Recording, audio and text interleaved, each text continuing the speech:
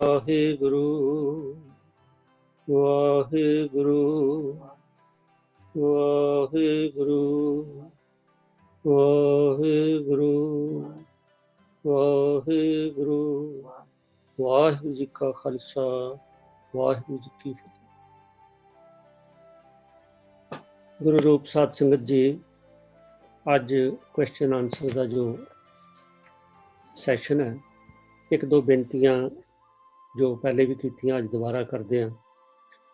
ਇੱਕ ਤਾਂ ਇਹ ਹੈ ਕਿ ਕਈ ਵੀਰਾਂ ਵੱਲੋਂ ਇੱਕ ਤੋਂ ਜ਼ਿਆਦਾ ਕੁਐਸਚਨਸ ਆ ਜਾਂਦੇ ਨੇ ਤੇ ਉਹਨਾਂ ਦੇ ਚਰਨਾਂ 'ਚ ਬੇਨਤੀ ਹੈ ਵੀ ਇੱਕ ਕੁਐਸਚਨ ਲਿਆ ਜਾਏਗਾ, ਬਾਕੀ ਜਿਹੜੇ ਨੇ ਅਗਲੇ ਹਫ਼ਤਿਆਂ ਲਈ ਪੈਂਡਿੰਗ ਰੱਖ ਸਕਦੇ ਹਾਂ। ਪਿਛਲੇ ਹਫ਼ਤੇ ਵੀ ਸਾਰੇ ਕੁਐਸਚਨ ਨਹੀਂ ਸੀ ਹੋ ਸਕੇ, ਉਹਨਾਂ 'ਚੋਂ 2 ਕੁਐਸਚਨ ਰਹਿ ਗਏ ਸੀਗੇ, ਉਹ ਅੱਜ ਕੀਤੇ ਜਾਣਗੇ। ਦੂਸਰੀ ਬੇਨਤੀ ਹੈ ਕਿ ਕੋਸ਼ਿਸ਼ ਕੀਤੀ ਜਾਏ ਵੀ ਕੁਐਸਚਨ ਜਿਹੜੇ ਨੇ, ਸਵਾਲ, ਉਹ ਜਿਹੜੇ ਪਿਛਲੇ ਹਫ਼ਤੇ ਵਿੱਚ ਆਪਾਂ ਜੋ ਵੀ ਵਿਸ਼ੇ ਤੈਅ ਕੀਤੇ ਨੇ ਉਹਨਾਂ ਵਿੱਚੋਂ ਹੀ ਹੋਣ ਤੇ ਜ਼ਿਆਦਾ ਚੰਗਾ।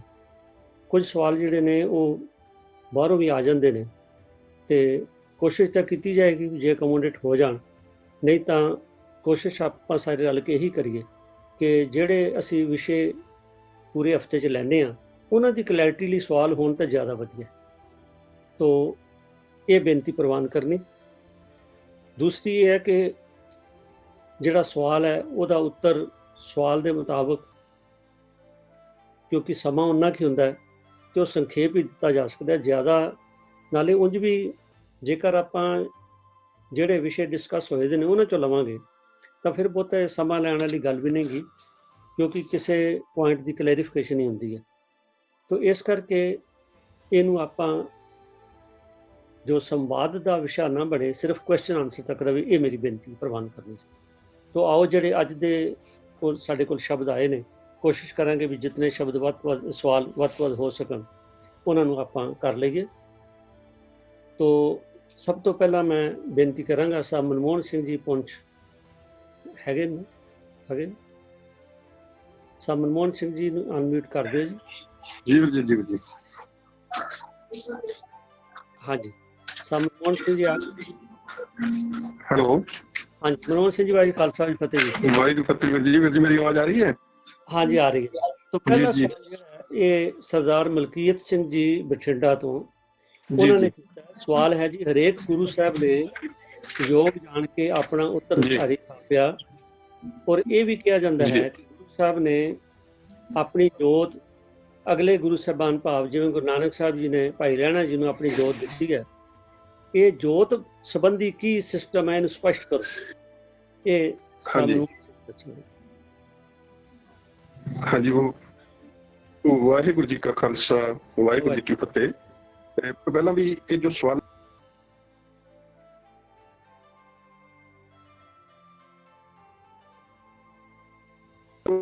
ਇਸ ਨੂੰ ਕਿਸੇ ਵੀ ਅੱਖਰ ਨੂੰ ਅਸੀਂ ਜਦ ਦੇਖਣਾ ਹੋਵੇ ਤੇ ਉਸਦਾ ਜਿਹੜਾ ਵਰਡ ਰੂਟ ਆ ਉਹ ਪਹਿਲਾਂ ਦੇਖਿਆ ਜਾਂਦਾ ਕਿ ਇਹ ਲਫ਼ਜ਼ ਆ ਕਿੱਥੋਂ ਹੈ। ਇਹ ਅਸਲ ਵਿੱਚ ਜਿਹੜਾ ਜੋਤ ਲਫ਼ਜ਼ ਹੈ ਇਹ ਜੋਤਿਸ ਸੰਸਕ੍ਰਿਤ ਦੇ ਵਿੱਚੋਂ ਆਇਆ, ਜਿਸ ਤੋਂ ਭਾਵ ਲਾਈਟ ਹੈ। ਇਹ 2 ਰੂਪ ਦੇ ਵਿੱਚ ਹਿੰਦੀ ਵਿੱਚ ਲੱਭਦਾ ਸੀ, ਜੋਤ ਤੇ ਜੋਤੀ ਰੂਪ ਵਿੱਚ, ਤੇ ਬਾਕੀ ਅਲੱਗ-ਅਲੱਗ ਭਾਸ਼ਾ ਵਿੱਚ ਆ ਕੇ ਇਸ ਦਾ ਜਿਹੜਾ ਸਰੂਪ ਹੈ ਉਹ ਬਦਲੀ ਹੋ ਜਾਂਦਾ ਹੈ, ਕਿਤੇ ਜੋਤੀ ਕਿਤੇ ਜੋਤ, ਤੇ ਇਸ ਤਰ੍ਹਾਂ ਕਰਕੇ ਇਹਨੂੰ ਜਿਹੜਾ ਵਰਤਿਆ ਜਾਂਦਾ ਹੈ। ਅਸਲ ਵਿੱਚ ਇਸ ਤੋਂ ਭਾਵ ਜੋ ਹੈ ਉਹ ਰੋਸ਼ਨੀ ਹੈ, ਲਾਈਟ ਕਰਕੇ ਇਸ ਨੂੰ ਜਿਹੜਾ ਮੰਨਿਆ ਜਾਂਦਾ ਹੈ। ਪਰ ਜਦੋਂ ਅਸੀਂ ਵੱਖ-ਵੱਖ ਡਿਕਸ਼ਨਰੀਜ਼ ਦੇਖਦੇ ਹਾਂ ਉਹਦੇ ਵਿੱਚ ਇਸ ਨੂੰ ਕਾਬਲ ਬਣਾਉਣਾ ਵੀ ਮੰਨਿਆ ਜਾਂਦਾ ਹੈ, ਇਹਦੇ ਨਾਲ ਇਸ ਨੂੰ ਰੋਸ਼ਨੀ ਵੀ ਮੰਨਿਆ ਜਾਂਦਾ ਹੈ, ਇਸ ਨੂੰ ਕਿਰਨ ਵੀ ਮੰਨਿਆ ਜਾਂਦਾ ਹੈ, ਇਸ ਨੂੰ ਰੋਸ਼ਨ ਕਰਨਾ ਵੀ ਮੰਨਿਆ ਜਾਂਦਾ ਹੈ, ਇਸ ਨੂੰ ਜਲਵਾ ਧਮਕ ਵੀ ਮੰਨਿਆ ਜਾਂਦਾ ਹੈ। ਕਾਫੀ ਤਰੀਕੇ ਨਾਲ ਇਸ ਨੂੰ ਇਸਤੇਮਾਲ ਕੀਤਾ ਗਿਆ। ਗੁਰਬਾਣੀ ਵਿੱਚ ਵੀ ਜਿਹੜਾ ਜੋਤ ਰੂਪ ਹੈ, ਅੱਖਰ ਜਿਹੜਾ ਲਫ਼ਜ਼ ਹੈ, ਇਹ ਆਤਮਾ ਵਾਸਤੇ ਵੀ ਆਇਆ ਹੈ, ਪਰਮਾਤਮਾ ਵਾਸਤੇ ਵੀ ਆਇਆ ਹੈ, ਗਿਆਨ ਵਾਸਤੇ ਵੀ ਆਇਆ ਹੈ, ਵੱਖ-ਵੱਖ ਤਰੀਕੇ ਨਾਲ ਇਹਨੂੰ ਵਰਤਿਆ ਗਿਆ ਹੈ। ਹੁਣ ਜਿਹੜਾ ਇਹਨਾਂ ਦਾ ਸਵਾਲ ਹੈ ਕਿ ਜੋਤ ਰੂਪ ਜਿਹੜਾ ਗੁਰੂ ਪਾਤਸ਼ਾਹ ਨੇ ਜਿਹੜੀ ਜੋਤ ਨੂੰ ਜੋਤ ਸਮਾਉਣ ਦੀ ਗੱਲ ਹੈ, ਇਸ ਤੋਂ ਭਾਵ ਹੈ ਕਿ ਜਿਵੇਂ ਅਸੀਂ ਆਮ ਕਰਕੇ ਇਸ ਨੂੰ ਦੇਖਦੇ ਹਾਂ, ਇਸ ਨੂੰ ਪ੍ਰਕਾਸ਼, ਰਸਤਾ ਦੱਸਣ ਵਾਲਾ, ਜਾਂ ਫਿਰ ਇਸ ਨੂੰ ਅਸੀਂ ਜਿਹੜਾ ਹੋਰ ਵੀ ਤਰੀਕੇ ਵਿੱਚ ਦੇਖਦੇ ਹਾਂ, ਚਮਕ ਦੇ ਵਿੱਚ, ਸੂਰਜ ਦੇ ਵਿੱਚ, ਲਪਟ ਦੇ ਰੂਪ ਵਿੱਚ, ਆਤਮਾ, ਪਰਮਾਤਮਾ, ਸੁਰਤੀ ਦੇ ਰੂਪ ਵਿੱਚ ਇਹਨੂੰ ਵਰਤਿਆ ਜਾਂਦਾ ਹੈ। ਇੱਥੇ ਭਾਵ ਇਹ ਸੀ ਕਿ ਗੁਰੂ ਨਾਨਕ ਪਾਤਸ਼ਾਹ ਨੇ ਜਾਂ ਗੁਰੂ ਪਾਤਸ਼ਾਹਾਂ ਨੇ ਜਿਹੜੇ ਗੁਰੂ ਪਾਤਸ਼ਾਹ ਦੇ ਜਿਹੜੇ ਸੇਵਕ ਸਨ ਉਹਨਾਂ ਨੂੰ ਜਿਹਨੂੰ ਯੋਗ ਬਣਾ ਦਿੱਤਾ ਜਾਂਦਾ ਰਿਹਾ, ਪੂਰਨ ਤੌਰ ਦੇ ਉੱਤੇ ਉਹਨਾਂ ਦੇ ਵਿੱਚ ਗਿਆਨ ਜੋ ਸੀ ਆਪਣਾ ਭਰ ਦਿੱਤਾ ਜਾਂਦਾ ਰਿਹਾ, ਤੇ ਫਿਰ ਉਹਨਾਂ ਨੂੰ ਉਹ ਜ਼ਿੰਮੇਵਾਰੀ ਦਿੱਤੀ ਜਾਂਦੀ ਸੀ। ਜੋਤ ਤੋਂ ਭਾਵ ਜੋ ਗਿਆਨ ਅਤੇ ਸਿਧਾਂਤ ਗੁਰੂ ਪਾਤਸ਼ਾਹ ਦੇ ਕੋਲ ਸੀ, ਉਹ ਸਾਰੇ ਦਾ ਸਾਰਾ ਆਉਣ ਵਾਲੇ ਜੋ ਗੁਰੂ ਪਾਤਸ਼ਾਹ ਸਨ, ਜਿਨ੍ਹਾਂ ਨੂੰ ਗੁਰੂ ਪਦਵੀ ਦਿੱਤੀ ਜਾ ਰਹੀ ਸੀ, ਉਹਨਾਂ ਨੂੰ ਉਹ ਗਿਆਨ ਦੇ ਦਿੱਤਾ ਜਾਂਦਾ ਸੀ। ਹੁਣ ਇਸ ਦੇ ਵਾਸਤੇ ਮੈਂ ਇੱਕ ਨਿੱਕੀ ਜਿਹੀ ਮਿਸਾਲ ਦੇਵਾਂਗਾ। ਜਿਵੇਂ ਆਮ ਕਰਕੇ ਅਸੀਂ ਦੇਖਦੇ ਹਾਂ ਕਿ ਕੋਈ ਆਦਮੀ, ਇੱਕ ਬੱਚਾ ਕਿਸੇ ਕਾਰੀਗਰ ਕੋਲ ਛੱਡਿਆ ਜਾਂਦਾ ਹੈ, ਤੇ ਕਾਰੀਗਰ ਪੂਰਨ ਤੌਰ ਦੇ ਉੱਤੇ ਉਸਨੂੰ ਆਪਣੇ ਸਾਰੇ ਗੁਰ ਜੋ ਨੇ ਸਾਰੀ ਸਕਿੱਲ ਜਿਹੜੀ ਹੈ ਸਿਖਾ ਦਿੰਦਾ ਹੈ। ਤੇ ਫਿਰ ਇੱਕ ਸਮਾਂ ਐਸਾ ਆਉਂਦਾ ਹੈ ਕਿ ਜਦੋਂ ਉਹ ਜਿਤਨੀ ਸਕਿੱਲਸ ਸਿਖਾਉਣ ਵਾਲੇ ਵੀ ਸਨ, ਉਹ ਸਾਰੀ ਦੀਆਂ ਸਾਰੀਆਂ ਉਸ ਬੱਚੇ ਵੀ ਜਿਹੜਾ ਸਿੱਖਣ ਵਾਸਤੇ ਗਿਆ ਸੀ ਉਹਦੇ ਵਿੱਚ ਆ ਜਾਂਦੀਆਂ ਨੇ। ਉਹਨੂੰ ਫਿਰ ਉਹ ਯੋਗ ਸਮਝ ਕੇ ਉਹਦੇ ਹਵਾਲੇ ਉਹ ਕੰਮਕਾਰ ਕਰ ਦਿੱਤਾ ਜਾਂਦਾ ਕਿ ਤੂੰ ਹੁਣ ਇਸ ਕੰਮ ਨੂੰ ਕਰ ਸਕਦਾ ਹੈ। ਗੁਰੂ ਪਾਤਸ਼ਾਹ ਨੇ ਵੀ ਸੰਸਾਰ ਦੇ ਅੰਦਰ ਜੋ ਗੁਰਮਤਿ ਦਾ ਪ੍ਰਕਾਸ਼ ਫੈਲਾਉਣਾ ਸੀ, ਜੋ ਗੁਰਮਤਿ ਦੀ ਗੱਲ ਕਰਨੀ ਸੀ, ਜੋ ਗੁਰਮਤਿ ਦਾ ਸਿਧਾਂਤ ਸੀ, ਉਹ ਜਦੋਂ ਗੁਰੂ ਪਾਤਸ਼ਾਹ ਦੇ ਕੋਲ, ਜਦੋਂ ਉਹਨਾਂ ਦੇ ਵਿੱਚੋਂ ਅੱਗੇ ਆਉਣ ਵਾਲੇ ਯੋਗ ਵਿਅਕਤੀ ਯੋਗ ਤੌਰ ਦੇ ਉੱਤੇ ਤਿਆਰ ਕਰ ਦਿੱਤੇ ਜਾਂਦੇ ਸਨ, ਉਹਨਾਂ ਨੂੰ ਪੂਰਨ ਤੌਰ ਦੇ ਉੱਤੇ ਉਹ ਗਿਆਨ ਰੂਪੀ ਜਿਹੜਾ ਜੋਤ ਸੀ, ਉਹ ਗਿਆਨ ਰੂਪੀ ਜਿਹੜਾ ਪ੍ਰਕਾਸ਼ ਸੀ, ਉਹ ਉਹਨਾਂ ਨੂੰ ਦੇ ਕੇ ਉਹਨਾਂ ਨੂੰ ਜ਼ਿੰਮੇਵਾਰੀ ਦਿੱਤੀ ਜਾਂਦੀ ਸੀ। ਜਾਂ ਜਿਵੇਂ ਇਸ ਤਰ੍ਹਾਂ ਵੀ ਅਸੀਂ ਕਹਿ ਲਈਏ, ਗੁਰੂ ਘਰ ਦੀ ਪੂਰਨ ਆਪਣੀ ਜੋਤ ਨੂੰ ਜਿਵੇਂ ਅਸੀਂ ਕਿ ਕਿਸੇ ਦੁਕਾਨ ਦੇ ਉੱਤੇ ਉਹਦਾ ਨੌਕਰ ਹੈ, ਇੱਕ ਸਮਾਂ ਐਸਾ ਆਉਂਦਾ ਹੈ ਕਿ ਜੇ ਕਦੇ ਉਹ ਮਾਲਕ ਉੱਥੇ ਦੁਕਾਨ ਤੇ ਨਹੀਂ, ਤੇ ਕੋਈ ਜਿਹੜੇ ਉਹਨੂੰ ਕਹਿੰਦਾ ਤੁਸੀਂ ਤਾਂ ਦੁਕਾਨ ਤੇ ਨਹੀਂ ਲੱਭਦੇ, ਉਹ ਕਹਿੰਦਾ ਜੀ ਬਿਲਕੁਲ ਤੁਸੀਂ ਉਹ ਜਿਹੜਾ ਬੈਠਾ ਹੋਇਆ ਉਹਨੂੰ ਮੇਰਾ ਮੈਂ ਹੀ ਸਮਝ ਕੇ ਸਭ ਕੁਝ ਤੁਸੀਂ ਉਹਨੂੰ ਦੇ ਸਕਦੇ ਹੋ, ਉਹਦੇ ਕੋਲ ਕੁਝ ਕਰਵਾ ਸਕਦੇ ਹੋ, ਭਾਵ ਉਹ ਹੁਣ ਬਿਲਕੁਲ ਮੇਰੇ ਵਰਗਾ ਹੋ ਗਿਆ। ਮੈਂ ਉਹਨੂੰ ਸਾਰੀ ਸਕਿੱਲ, ਸਾਰਾ ਜੋ ਕਾਰੋਬਾਰ ਸਿਖਾ ਛੱਡਿਆ। ਤੇ ਜੋਤ ਤੋਂ ਭਾਵ ਹੀ ਇਹੋ ਸੀ ਕਿ ਸਤਿਗੁਰੂ ਪਾਤਸ਼ਾਹ ਨੇ ਜੋ ਉਹਨਾਂ ਦੇ ਕੋਲ ਗਿਆਨ ਸੀ, ਰੱਬੀ ਗਿਆਨ, ਅਤੇ ਜੋ ਗੁਰੂ ਘਰ ਦੀ ਜ਼ਿੰਮੇਵਾਰੀ ਤੇ ਸਿਧਾਂਤ ਸਨ, ਉਹ ਸਾਰੇ ਦੇ ਸਾਰੇ ਆਉਣ ਵਾਲੇ ਗੁਰੂ ਵਿਅਕਤੀ ਦੇ ਹਵਾਲੇ ਕਰ ਦੇਣਾ। ਜੋਤ ਨੂੰ ਜੋਤ ਵਿੱਚ ਟਿਕਾਉਣ ਦੀ ਗੱਲ ਸੀ। ਤੇ ਗੁਰਬਾਣੀ ਦੇ ਅੰਦਰ ਬੜੇ ਹਵਾਲੇ ਜੋ ਸਾਨੂੰ ਲੱਭਦੇ ਨੇ। ਜੋਤ ਰੂਪ ਹਰ ਆਪ ਗੁਰੂ ਨਾਨਕ ਕਹਾਇਓ, ਤਾਂ ਤੇ ਅੰਗਦ ਪਿਓ ਅੰਗ ਸਿਉ ਅੰਗ ਮਿਲਾਇਓ, ਕਿ ਉਸ ਅਕਾਲ ਪੁਰਖ ਦੀ ਜੋਤ ਗੁਰੂ ਨਾਨਕ ਪਾਤਸ਼ਾਹ ਚਾਈ, ਉੱਥੋਂ ਗੁਰੂ ਅੰਗਦ ਪਾਤਸ਼ਾਹ, ਫਿਰ ਗੁਰੂ ਅਮਰਦਾਸ ਪਾਤਸ਼ਾਹ। ਇਸੇ ਤਰੀਕੇ ਦੇ ਨਾਲ ਜੋ ਹੋਰ ਵੀ ਬਹੁਤ ਸਾਰੇ ਹਵਾਲੇ ਨੇ। ਮੌਸਮ ਗੱਲ ਖਾਸ ਕਰਕੇ ਸਾਡੇ ਵਾਸਤੇ ਲਿਖਦਾ ਹੈ ਕਿ ਸਿੱਖ ਗੁਰੂਆਂ ਨੂੰ ਮਹਿਲ ਕਹਿਣ ਦਾ ਕਾਰਨ ਇਹ ਸੀ ਕਿ ਗੁਰੂ ਆਪਣੇ ਆਪ ਨੂੰ ਦੂਜੇ ਵਿੱਚ ਹਲੂਲ ਕਰਦਾ ਹੈ, ਭਾਵ ਉਹ ਵਿਸ਼ੇਸ਼ ਤੌਰ ਦੇ ਉੱਤੇ ਉਹਨਾਂ ਦੇ ਵਿੱਚ ਸਮਾ ਜਾਂਦਾ ਹੈ, ਉਹਨਾਂ ਦੇ ਵਿੱਚ ਇੰਟਰ ਕਰ ਜਾਂਦਾ ਹੈ। ਤੇ ਉਹ ਕਹਿੰਦਾ ਕਿ ਇਹ ਵਿਸ਼ਵਾਸ ਸਿੱਖਾਂ ਦੇ ਅੰਦਰ ਕੁੱਟ ਕੇ ਭਰਿਆ ਹੋਇਆ ਸੀ, ਕੁੱਟ ਕੇ ਭਰਿਆ ਹੋਇਆ ਸੀ ਕਿ ਹਰ ਗੁਰੂ ਪਾਤਸ਼ਾਹ ਜੋ ਨੇ ਉਹ ਆਉਣ ਵਾਲੇ ਗੁਰੂ ਪਾਤਸ਼ਾਹ ਦੇ ਵਿੱਚ ਪੂਰਨ ਤੌਰ ਦੇ ਉੱਤੇ ਸਮਾ ਜਾਂਦੇ ਨੇ। ਤੇ ਗੁਰੂ ਪਿਆਰੇ ਵਾਲਿਓ, ਇਸ ਤਰ੍ਹਾਂ ਦੇ ਹੋਰ ਵੀ ਕਾਫੀ ਜੋ ਨੇ ਸਾਡੇ ਕੋਲ ਜੋ ਨੇ ਹਵਾਲੇ ਗੁਰਬਾਣੀ ਦੇ ਵੀ ਨੇ, ਜਿਹਦੇ ਵਿੱਚ ਜਾਂ ਭਾਈ ਗੁਰਦਾਸ ਜੀ ਦੀਆਂ ਵਾਰਾਂ ਚ ਨੇ, ਜਿਹਦੇ ਵਿੱਚ ਇਹ ਗੱਲ ਪੱਕੀ ਹੈ ਕਿ ਜੋਤ ਵਿੱਚੋਂ ਜੋਤ ਨੂੰ ਸਮਾਉਣਾ, ਦੀਵੇ ਤੋਂ ਜਿਵੇਂ ਦੀਵਾ ਪਲ ਜਾਂਦਾ, ਜਿਹੋ ਜੀ ਰੋਸ਼ਨੀ ਇੱਕ ਦੀਵਾ ਦਿੰਦਾ, ਉਹ ਜੀ ਰੋਸ਼ਨੀ ਦੂਆ ਦੀਵਾ ਦਿੰਦਾ। ਤੇ ਜੋਤ ਜੋ ਹੈ ਉਹ ਇੱਕ ਰੋਸ਼ਨੀ ਇੱਕ ਤੋਂ ਦੂਜੇ ਚਲੀ ਜਾਂਦੀ ਹੈ। ਬਿਲਕੁਲ ਇਸੇ ਤਰ੍ਹਾਂ ਗੁਰੂ ਸਨ, ਜੋ ਉਹਨਾਂ ਦੀ ਜ਼ਿੰਮੇਵਾਰੀ ਸੀ ਉਹ ਅੱਗੇ ਦੂਜੇ ਪਾਤਸ਼ਾਹ ਚ ਇਸ ਤਰ੍ਹਾਂ ਕਰਦੀ ਤੀਜੇ ਪਾਤਸ਼ਾਹ ਹੁੰਦੀ ਅੱਜ ਧੰਨ ਸਾਹਿਬ ਸ੍ਰੀ ਗੁਰੂ ਗ੍ਰੰਥ ਸਾਹਿਬ ਜੀ ਦੇ ਵਿੱਚ ਜੋ ਹੈ ਉਹ ਮੰਨੀ ਜਾਂਦੀ ਹੈ। ਤੇ ਸਿੱਖਾਂ ਨੂੰ ਇਹਦੇ ਉੱਤੇ ਪੂਰਾ ਯਕੀਨ ਵੀ ਹੈ। ਵਾਹਿਗੁਰੂ ਜੀ ਕਾ ਖਾਲਸਾ, ਵਾਹਿਗੁਰੂ ਜੀ ਕੀ ਫਤਿਹ। ਜੋਤ ਉਹ ਜੁਗਤ ਸਾਏ, ਸਹਿਕਾਇਆ ਫੇਰ ਪਲਟੀਏ। ਮਨਮੋਹਨ ਸਿੰਘ ਜੀ ਕੁਛ ਸ਼ਾਇਦ ਇੰਟਰਨੈਟ ਦੀ ਪ੍ਰੋਬਲਮ ਕਰਕੇ ਵਿੱਚੋਂ ਕੁਝ ਆਵਾਜ਼ ਕੱਟੀ ਜਾ ਰਹੀ ਸੀ, ਉਹਦੇ ਲਈ ਖਿਮਾ। ਤੋ ਅਗਲਾ ਜਿਹੜਾ ਸਵਾਲ ਹੈ MP ਸਿੰਘ ਜੀ ਦਿੱਲੀ ਤੋਂ, ਉਹਨਾਂ ਲਈ ਹੈ ਜੀ, ਔਰ ਇਹ ਭੇਜਿਆ ਬੀਬੀ ਅਰਵਿੰਦ ਕੌਰ ਜੀ ਨੇ। ਸਾਨੂੰ ਕੀਤੇ ਕਰਮਾਂ ਅਨੁਸਾਰ ਦੁੱਖ ਤੇ ਸੁੱਖ ਮਿਲਦੇ ਹਨ। ਬੁਰੇ ਕੰਮਾਂ ਕਰਕੇ ਸਾਨੂੰ ਬਿਮਾਰੀਆਂ ਆਦਿ ਲੱਗਦੀਆਂ ਹਨ, ਪਰ ਜਿਹੜੇ ਛੋਟੇ ਛੋਟੇ ਬੱਚਿਆਂ ਨੂੰ ਬਿਮਾਰੀ ਤੇ ਦੁੱਖ ਦਾ ਸਾਹਮਣਾ ਕਰਨਾ ਪੈਂਦਾ ਹੈ, ਕੀ ਵਜ੍ਹਾ ਹੈ? ਛੋਟੀ ਉਮਰ ਵਿੱਚ ਕਿਹੜੇ ਕਰਮਾਂ ਦੀ ਸਜ਼ਾ ਜਿਹੜੀ ਹੈ ਮਿਲ ਰਹੀ ਹੈ? MP ਸਿੰਘ ਜੀ ਦੱਸੋ। ਵਾਹਿਗੁਰੂ ਜੀ ਕਾ ਖਾਲਸਾ, ਵਾਹਿਗੁਰੂ ਜੀ ਕੀ ਫਤਿਹ। आवाज क्लियर है जी? हाँ जी, ठीक है जी। हाँ जी, तो सवाल ਦਾ ਮੇਨ ਜੋ ਮੁੱਦਾ ਹੈ ਕਿ ਸਾਨੂੰ ਕੀਤੇ ਕਰਮਾਂ ਦਾ ਫਲ ਮਿਲਦਾ ਹੈ ਤੇ ਜੋ ਦੁੱਖ ਅਸੀਂ ਸਹਾਰਦੇ ਹਾਂ ਉਹ ਆਪਣੇ ਕੀਤੇ ਹੋਏ ਕਰਮਾਂ ਕਰਕੇ ਸਹਾਰਦੇ ਹਾਂ। ਪਰ ਸਵਾਲ ਇਹ ਹੈ ਕਿ ਬੱਚੇ ਛੋਟੇ ਜਿਹੜੇ ਨੇ ਉਹਨਾਂ ਨੂੰ ਦੁੱਖ ਕਿਉਂ ਲੱਗ ਜਾਂਦਾ ਹੈ? तो ਪਹਿਲਾਂ ਤੇ ਅਜ਼ੰਪਸ਼ਨ ਜਿਹੜੀ ਹੈ ਨਾ, ਇਹ ਥੋੜੀ ਜਿਹੀ ਕਹਿਣਾ ਚਾਹੀਦਾ ਗੁਰਮੁਖ ਦੇ 100% ਅਨੁਕੂਲ ਹੈ ਨਹੀਂ। ਇਹ ਸਾਡੇ ਮਨਾਂ ਦੇ ਅੰਦਰ, ਸਾਡੇ ਗੁਆਂਢੀ ਕੌਮ ਦੇ ਵਿੱਚੋਂ ਜਿਹੜੇ ਪ੍ਰਚਲਿਤ ਵਿਸ਼ਵਾਸ ਨੇ ਉਹਨਾਂ ਤੋਂ ਆਈ ਹੋਈ ਹੈ ਕਿ ਬਈ ਜਿਹੋ ਜਿਹੇ ਅਸੀਂ ਕਰਮ ਕੀਤੇ ਨੇ ਪਿਛਲੇ ਜਨਮਾਂ ਦੇ ਜਾਂ ਹੁਣ ਕਰ ਰਹੇ ਹਾਂ, ਉਹਨਾਂ ਦਾ ਫਲ ਹੁਣੇ ਭੁਗਤਣਾ ਪੈ ਰਿਹਾ ਹੋਵੇ। ਕਿਹੜੇ ਕਰਮ ਦਾ ਫਲ ਕਦੋਂ ਮਿਲਣਾ ਹੈ ਕਿਹੜੇ ਕਰਮ ਦਾ ਕੀ ਫਲ ਮਿਲਿਆ ਹੈ ਕਿ ਨਹੀਂ ਮਿਲਿਆ ਹੈ, ਇਹ ਕੇਵਲ ਤੇ ਕੇਵਲ ਅਕਾਲ ਪੁਰਖ ਜਾਣਦਾ ਹੈ। ਅਸੀਂ ਲੋਕ ਸਿਰਫ ਅੰਦਾਜ਼ੇ ਲਗਾ ਸਕਦੇ ਹਾਂ, ਤੁੱਕੇ ਮਾਰਦੇ ਹਾਂ ਕਿ ਮੈਂ ਨਾ ਇਹ ਕੰਮ ਕੀਤਾ ਸੀ, ਮੈਨੂੰ ਉਹਦੀ ਸਜ਼ਾ ਮਿਲ ਰਹੀ ਹੈ। ਇਹ ਸਾਡੇ ਆਪਣੇ ਮਨ ਦੇ ਘੜੇ ਹੋਏ ਵਿਸ਼ਵਾਸ ਨੇ। ਕੋਈ ਐਸੀ 1-to-1 ਕੋਰਸਪੋਂਡੈਂਸ ਇਹ ਨਹੀਂ ਹੈਗੀ ਕਿ ਮੈਂ ਅੱਜ ਫਲਾਣੇ ਜਗ੍ਹਾ ਗਾਂ ਨੂੰ ਰੋਟੀ ਨਹੀਂ ਪਾਈ, ਇਸ ਕਰਕੇ ਮੇਰਾ ਇਹ ਨੁਕਸਾਨ ਹੋ ਗਿਆ, ਜਾਂ ਇਹ ਮੈਂ ਦਾਨ ਪੁੰਨ ਕੀਤਾ ਤੇ ਮੈਨੂੰ ਇਹਦਾ ਬਿਜ਼ਨਸ ਵਿੱਚ ਪ੍ਰੋਫਿਟ ਹੋ ਗਿਆ। ਇਸ ਤਰੀਕੇ ਦੀ ਕਰਮ ਫਿਲਾਸਫੀ ਗੁਰਮਤਿ ਨੇ ਕੋਈ ਇਸ ਤਰੀਕੇ ਦੀ 1-to-1 ਕੋਰਸਪੋਂਡੈਂਸ ਵਾਲੀ ਪ੍ਰਵਾਨ ਨਹੀਂ ਕੀਤੀ ਹੈ। ਅਕਾਲ ਪੁਰਖ ਦਾ ਜੋ ਰੱਬੀ ਨਿਯਮ ਹੈ ਉਹਦੇ ਮੁਤਾਬਕ ਜੀਵ ਨੂੰ ਆਪਣੇ ਕਰਮਾਂ ਦਾ ਫਲ ਮਿਲਦਾ ਹੈ, ਪਰ ਕਿਹੜੇ ਕਰਮ ਦਾ ਕਿਹੜਾ ਫਲ ਮਿਲਦਾ ਹੈ ਤੇ ਕਿਹੜਾ ਜੋ ਹਾਲਾਤ ਇਨਸਾਨ ਦੇ ਬਣ ਰਹੇ ਨੇ ਉਹ ਕਿਸ ਵਜ੍ਹਾ ਕਰਕੇ ਬਣ ਰਹੇ ਨੇ, ਇਸ ਸਭ ਚੀਜ਼ ਦਾ ਕੰਟਰੋਲ ਕੇਵਲ ਤੇ ਕੇਵਲ ਪਰਮਾਤਮਾ ਕੋਲ ਹੀ ਹੈ। ਔਰ ਇਹਦੀ ਸਮਝ ਦੁਨੀਆ ਦੇ ਵਿੱਚ ਕਿਸੇ ਨੂੰ ਨਹੀਂ ਹੈ ਕਿ ਕਿਹੜਾ ਦੁੱਖ ਕਿਸ ਕਰਮ ਦੇ ਫਲ ਪਿੱਛੇ ਆਇਆ ਹੈ। ਤਾਂ ਸਭ ਤੋਂ ਪਹਿਲਾਂ ਤਾਂ ਇਹ ਗੱਲ ਨੂੰ ਮਨ ਵਿੱਚ ਧਾਰ ਲੈਣਾ ਚਾਹੀਦਾ ਹੈ ਕਿ ਜੇ ਸਾਨੂੰ ਕੋਈ ਬਿਮਾਰੀ ਲੱਗੀ ਹੈ, ਜੇ ਮੇਰਾ ਕੋਈ ਐਕਸੀਡੈਂਟ ਹੋਇਆ ਹੈ ਜਾਂ ਮੇਰਾ ਬਿਜ਼ਨਸ 'ਚ ਨੁਕਸਾਨ ਹੋਇਆ ਹੈ, ਤੇ ਮੈਂ ਇਮੀਡੀਏਟਲੀ ਉਹਦਾ ਨਾ ਕੋਈ ਕਾਰਨ ਲੱਭਣ ਨਾ ਤੁਰ ਪਵਾਂ ਕਿ ਵੀ ਇਹ ਕਾਰਨ ਮੇਰੇ ਕਿਸੇ ਪਿਛਲੇ ਕੀਤੇ ਹੋਏ ਕਰਮ ਦਾ ਹੈ ਜਾਂ ਕਿਸੇ ਨੇ ਮੇਰੇ ਤੇ ਟੂਣਾ ਕਰ ਦਿੱਤਾ ਹੈ। ਕੁਝ ਲੋਕਾਂ ਨੂੰ ਇਹ ਵੀ ਪ੍ਰਚਲਿਤ ਵਿਸ਼ਵਾਸ ਹੁੰਦੇ ਨੇ। ਤਾਂ ਇਸ ਤਰੀਕੇ ਦੇ ਜਿਹੜੇ ਮਨੋਕਲਪਤ ਧਾਰਨਾਵਾਂ ਨੇ ਉਹਨਾਂ ਨੂੰ ਪਹਿਲੇ ਦਿਮਾਗ 'ਚੋਂ ਕੱਢਣਾ ਪਏਗਾ। ਫਿਰ ਉਸ ਤੋਂ ਬਾਅਦ ਇਸ ਵਿਸ਼ਵਾਸ ਨੂੰ ਦ੍ਰਿੜ ਕਰਨਾ ਪਏਗਾ ਕਿ ਜਿਸ ਵੀ ਇਨਸਾਨ ਦੇ ਨਾਲ ਜੋ ਬੀਤ ਰਿਹਾ ਹੈ ਤੇ ਜੋ ਵੀ ਕੋਈ ਇਨਸਾਨ ਕਰਮ ਕਰ ਰਿਹਾ ਹੈ ਉਹਦੇ ਵਿੱਚ ਉਹਦੇ ਪਿਛਲੇ ਕੀਤੇ ਹੋਏ ਸੰਸਕਾਰਾਂ ਦਾ ਅਸਰ ਜ਼ਰੂਰ ਹੈ, ਪਰ ਉਹਦੇ ਨਾਲ ਜੋ ਹਾਲਾਤ ਵਾਪਰ ਰਹੇ ਨੇ ਉਸ ਸਭ ਦਾ ਕੰਟਰੋਲ ਕੇਵਲ ਤੇ ਕੇਵਲ ਪਰਮਾਤਮਾ ਕੋਲ ਹੈ। ਔਰ ਉਹਦਾ ਅਸੀਂ ਕੋਈ ਉਹ ਲੌਜੀਕਲ ਇਹ ਨਹੀਂ ਬਣਾ ਸਕਦੇ ਕਿ ਇਸ ਕੀਤੇ ਹੋਏ ਕਰਮ ਦਾ ਫਲ ਇਹ ਮਿਲ ਗਿਆ, ਇਹ ਅਕਾਊਂਟ ਸਕੁਏਅਰ ਹੋ ਗਿਆ, ਹੁਣ ਉਹਦਾ ਫਲ ਮੈਨੂੰ ਮੁੜ ਕੇ ਨਹੀਂ ਮਿਲੇ। ਤਾਂ ਇਹ ਮੇਨ ਤਾਂ ਇਹ ਗੱਲ ਹੈ ਕਿ ਵੀ ਇੱਕ ਕਰਮ ਦਾ ਫਲ ਕਿਹੜਾ ਮਿਲਣਾ ਹੈ, ਇਹੋ ਜਿਹੇ ਤੁੱਕੇ ਮਾਰਨੇ ਅਸੀਂ ਅਗਰ ਜੇ ਛੱਡ ਦਈਏ ਤੇ ਉਹ ਜ਼ਿਆਦਾ ਗੁਰਮਤਿ ਦੇ ਅਨੁਕੂਲ ਹੋਏ।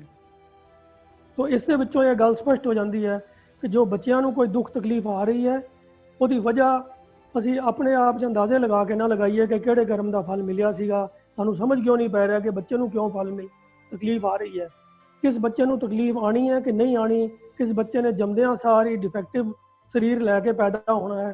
ਕਈ ਜਮਾਂਦਰੂ ਗੂੰਗੇ ਪੈਦਾ ਹੋ ਜਾਂਦੇ ਨੇ, ਕਈ ਵਿਚਾਰੇ ਅੰਨੇ ਪੈਦਾ ਹੋ ਜਾਂਦੇ ਨੇ, ਕਈਆਂ ਨੂੰ ਹੋਰ ਕੋਈ ਦਿਮਾਗੀ ਬਿਮਾਰੀਆਂ ਹੋ ਜਾਂਦੀਆਂ ਨੇ।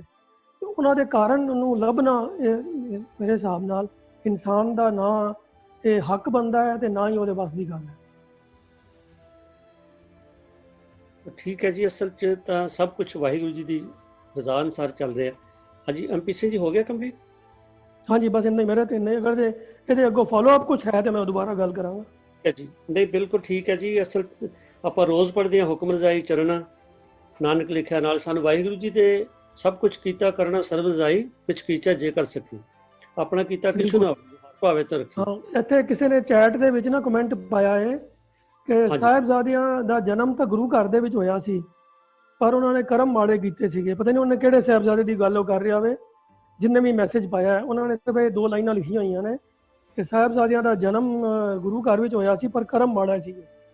ਤੋ ਪਹਿਲਾਂ ਤਾਂ ਇਹ ਸਪਸ਼ਟ ਨਹੀਂ ਹੈਗਾ ਕਿ ਉਹ ਕਿਸ ਸਾਹਿਬਜ਼ਾਦੇ ਦੀ ਗੱਲ ਕਰ ਰਹੇ ਨੇ।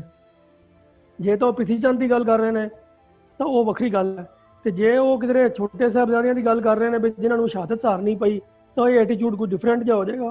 ਤਾਂ ਉਹਨੂੰ ਡਿਫਰੈਂਟ ਤਰੀਕੇ ਨਾਲ ਉਹਦਾ ਜਵਾਬ ਦੇਣਾ ਪਏਗਾ। ਤਾਂ ਜਿਨ੍ਹਾਂ ਨੇ ਕਮੈਂਟ ਪਾਇਆ ਜੋ ਆਪਣੀ ਗੱਲ ਕਲੀਅਰ ਕਰ ਦੇਣ ਤਾਂ ਫਿਰ ਉਸ ਤੋਂ ਅੱਗੇ ਗੱਲ ਕੀਤੀ ਜਾ ਸਕਦੀ ਹੈ। ਜੀ ਮੈਂ ਅਨਮਿਊਟ ਕਰਦਾ ਜੀ। ਸਾਡੇ ਕੋਲ ਪਾਰਟਿਸਪੈਂਟ ਲਿਸਟ ਦੇ ਵਿੱਚ 2 ਦਰਸ਼ਨ ਸਿੰਘ ਨੇ ਜੀ, ਮੈਂ ਦੋਨਾਂ ਨੂੰ ਅਨਮਿਊਟ ਕਰਦਾ। ਮੈਨੂੰ ਨਹੀਂ ਪਤਾ ਕਿਹਨਾਂ ਨੇ ਕਮੈਂਟ ਪਾਇਆ ਸੀ ਜੀ। ਜਗਜੀਤ ਸਿੰਘ ਜੀ, ਕੁਐਸਚਨ ਇਦਾਂ ਵਿੱਚੋਂ ਨਾ ਲਓ, ਤੁਸੀਂ ਬਾਅਦ ਦੇ ਵਿੱਚ ਲੈਣੇ ਚਾਹੀਦੇ ਆਪਾਂ ਨੂੰ। ਠੀਕ ਹੈ ਜੀ, ਐਕਸਟਰਾ ਕੁਐਸਚਨ ਵਿੱਚ ਨਹੀਂ ਲੈਣਾ ਚਾਹੀਦਾ। MP ਸਿੰਘ ਜੀ ਨੇ ਜੋ ਐਕਸਪਲੇਨ ਕੀਤਾ ਉਹ ਉਸਤਾਦ ਦਰਸ਼ਨ ਸਿੰਘ ਨੂੰ ਉਹਦਾ ਜਵਾਬ ਜਿਹੜਾ ਹੈ ਉਹ ਉਹਨਾਂ ਦੇ ਸਵਾਲ ਦਾ ਮੇਰੇ ਹਿਸਾਬ ਨਾਲ ਤੇ ਮਿਲ ਗਿਆ ਕਿ ਸਭ ਕੁਝ ਵਾਹਿਗੁਰੂ ਜੀ ਦੀ ਰਜ਼ਾ ਵਿੱਚ ਹੁੰਦਾ, ਤੇ ਇਸ ਕਰਕੇ ਇਹ ਆਪਾਂ ਸਤਿਗੁਰੂ ਦੇ ਕੀਤੇ ਤੇ ਕੋਈ ਕਿੰਤੂ ਪਰੰਤੂ ਕੋਈ ਵੀ ਨਹੀਂ ਕਰ ਸਕਦਾ। ਜਿਵੇਂ ਹੁਣੇ ਤੁਕਾਂ ਗੁਰਬਾਣੀ ਦੀਆਂ ਪੜ੍ਹੀਆਂ ਜਾ ਰਹੀਆਂ ਸੀ ਕਿ ਕੀਤਾ ਕਰਨਾ ਸਰਬ ਰਜ਼ਾਈ, ਜੇ ਕਿਛ ਕੀਤਾ ਜੇ ਕਰ ਸਕੀ, ਆਪਣਾ ਕੀਤਾ ਕਿਛੁ ਨਾ ਹੋ ਜੋ ਹਰ ਭਾਵੇ ਤੋਂ ਰੱਖੀ। ਤਾਂ ਸਤਿਗੁਰੂ ਸੱਚੇ ਪਾਤਸ਼ਾਹ ਜੀ ਦੇ ਸਭ ਕੁਝ ਵਸ ਹੈ, ਤੇ ਸਾਨੂੰ ਤੇ ਇਹੀ ਹੈ ਕਿ ਅਸੀਂ ਉਹਦੇ ਹਰੇਕ ਹੁਕਮ ਅੱਗੇ ਸਿਰ ਝੁਕਾਉਣਾ ਹੀ ਬਣਦਾ। ਤਾਂ ਆਪਾਂ ਅਗਲੇ ਸਵਾਲ ਵੱਲ ਚੱਲਦੇ ਹਾਂ ਜੀ। ਤੇ ਡਾਕਟਰ ਸੁੰਦਰ ਸਿੰਘ ਜੀ ਮੇਰੇ ਖਿਆਲ ਸ਼ਾਇਦ ਸ੍ਰੀਨਗਰ ਤੋਂ, ਉਹਨਾਂ ਦਾ ਇਹ ਸਵਾਲ ਹੈ ਕਿ ਆਸਾ ਕੀ ਵਾਰ ਪੌੜੀ 12 ਤੇ ਸ਼ਲੋਕ ਪਹਿਲਾ, औंकड़ समेत आया है, एक वचन है कि बहुवचन। इस श्लोक के दो पदे हैं ते एक रहाओ है। ते दूसरा ਇਹਦੇ ਨਾਲ ਹੀ ਸ਼ਬਦ ਨਾਲ ਜਿਹੜਾ ਅਗਲਾ ਸਵਾਲ ਹੈ ਮੇਰੇ ਖਿਆਲ ਹੈ ਸ਼ਾਇਦ ਨਾਲ ਹੀ ਇਹਦੇ ਜੁੜਵਾ ਹੈ, ਦੁੱਤ ਅੱਖਰ ਨਾਲ ਸਿਹਾਰੀ ਲੱਗੀ ਹੋਵੇ ਤਾਂ ਪੈਰ ਵੇਲੇ ਚਿੰਨ ਨਾਲ ਨਹੀਂ ਬੋਲੀ ਜਾਂਦੀ, ਰਰਾ ਨਾਲ ਲਿਖਾਰੀ ਨਾਲ ਸਿਹਾਰੀ, ਖਿਮਾ ਕਰਨਾ, ਰਰਾ ਨਾਲ ਸਿਹਾਰੀ ਦੱਸੀ ਠੀਕ ਨਹੀਂ ਹੈ। ਇਹ ਮੈਂ ਬੇਨਤੀ ਕਰਾਂਗਾ ਗਿਆਨੀ ਅੰਮ੍ਰਿਤਪਾਲ ਸਿੰਘ ਜੀ ਅਨੰਦਪੁਰ ਸਾਹਿਬ ਤੋਂ, ਉਹ ਕਿਰਪਾ ਕਰਕੇ। ਹਾਂਜੀ, ਵਾਹਿਗੁਰੂ ਜੀ ਕਾ ਖਾਲਸਾ, ਵਾਹਿਗੁਰੂ ਜੀ ਕੀ ਫਤਿਹ। ਫਤਿਹ ਜੀ। ਤੇ ਜਿਹੜੀ ਇਹਨਾਂ ਨੇ ਪ੍ਰਸ਼ਨ ਕੀਤਾ ਨਾ ਜੀ, ਜਿਹੜਾ ਇਹ 12ਵੇਂ ਸ਼ਲੋਕ ਦਾ ਕੀਤਾ ਹੈ, 12ਵੀਂ ਪੌੜੀ ਦਾ। ਹਾਂਜੀ, ਆਸਾ ਦੀ ਵਾਰ ਦੇ 12ਵੀਂ ਪੌੜੀ ਦੇ ਨਾਲ ਜਿਹੜੇ ਸ਼ਲੋਕ ਨੇ, ਉਹ ਸ਼ਲੋਕਾਂ ਦੇ ਉੱਤੇ ਜਿਹੜਾ ਸ਼ਲੋਕ ਮਹਿਲਾ ਪਹਿਲਾ ਇਹ ਔਂਕੜ ਦੀ ਗੱਲ ਕੀਤੀ ਹੈ ਮੇਰੇ ਖਿਆਲ ਇਹਨਾਂ ਨੇ। ਹਾਂਜੀ, ਉਹਦੇ ਲਈ ਮੈਂ ਇਹੋ ਹੀ ਬੇਨਤੀ ਕਰਾਂਗਾ ਕਿ ਇਹ ਜਿਹੜਾ ਸੰਕੇਤ ਹੈ ਮੈਨੂੰ ਇਉਂ ਜਾਪਿਆ ਵੀ ਇਹ ਸ਼ਲੋਕਾਂ ਦੇ ਸੰਗ੍ਰਹਿ ਦਾ ਸੰਕੇਤ ਹੈ, ਵੀ ਪੌੜੀ ਦੇ ਨਾਲ ਇਹ ਜਿਹੜੇ ਸ਼ਲੋਕ ਲੱਗੇ ਹਨ ਇਹ ਸ਼ਲੋਕਾਂ ਦਾ ਇੱਕ ਸੰਗ੍ਰਹਿ ਹੈ, ਇੱਕ ਸੰਗ੍ਰਹਿ ਹੈ। ਸਮੁੱਚੇ ਸ਼ਲੋਕ ਜਿਹੜੇ ਨੇ 5 ਨੇ, ਉਹਨਾਂ 5 ਦੇ ਸਮੁੱਚੇ ਤੌਰ ਤੇ ਸੰਗ੍ਰਹਿ ਦਾ ਸੰਕੇਤ ਹੈ ਇਹ, ਸੰਗ੍ਰਹਿ ਦਾ। ਤੇ ਇਹਨੂੰ ਇਹਦੇ ਨਾਲੋਂ ਵੱਖਰਾ ਕਰਕੇ ਇੱਕ ਬਚਨ ਬਣਾ ਕਰਕੇ ਕਿਤੇ ਉਧਰ ਨਹੀਂ ਜੋੜਿਆ ਜਾ ਸਕਦਾ। ਇਹ ਸ਼ਲੋਕਾਂ ਦੇ ਬਾਰੇ ਲੇਕਿਨ ਸੰਕੇਤ ਨਹੀਂ ਹੈ, ਇੱਕ ਬਚਨ ਤਾਂ ਹੈ ਇਹ, ਪਰ ਇਹ ਵੀ ਇੱਕ ਸੰਗ੍ਰਹਿ ਹੈ ਇਹ ਸਾਰੇ ਸ਼ਲੋਕਾਂ ਦਾ। ਇਉਂ ਮੈਨੂੰ ਪ੍ਰਤੀਤ ਹੁੰਦਾ ਹੈ ਕਿ ਇਹਦੇ ਬਾਰੇ ਜੇ ਕੋਈ ਹੋਰ ਬਹੁਤੀ ਜਾਣਕਾਰੀ ਗੁਰੂ ਕੇ ਲਾਲ ਦੇ ਸਕਦੇ ਹਨ ਤੇ ਮੁਬਾਰਕ ਹੋਏਗਾ। ਹਾਂਜੀ, ਦੂਸਰਾ ਜਿਹੜਾ ਉਹਨਾਂ ਨੇ ਦੁੱਤ ਅੱਖਰ ਵਾਲੀ ਗੱਲ ਕਹੀ ਹੈ ਜੀ,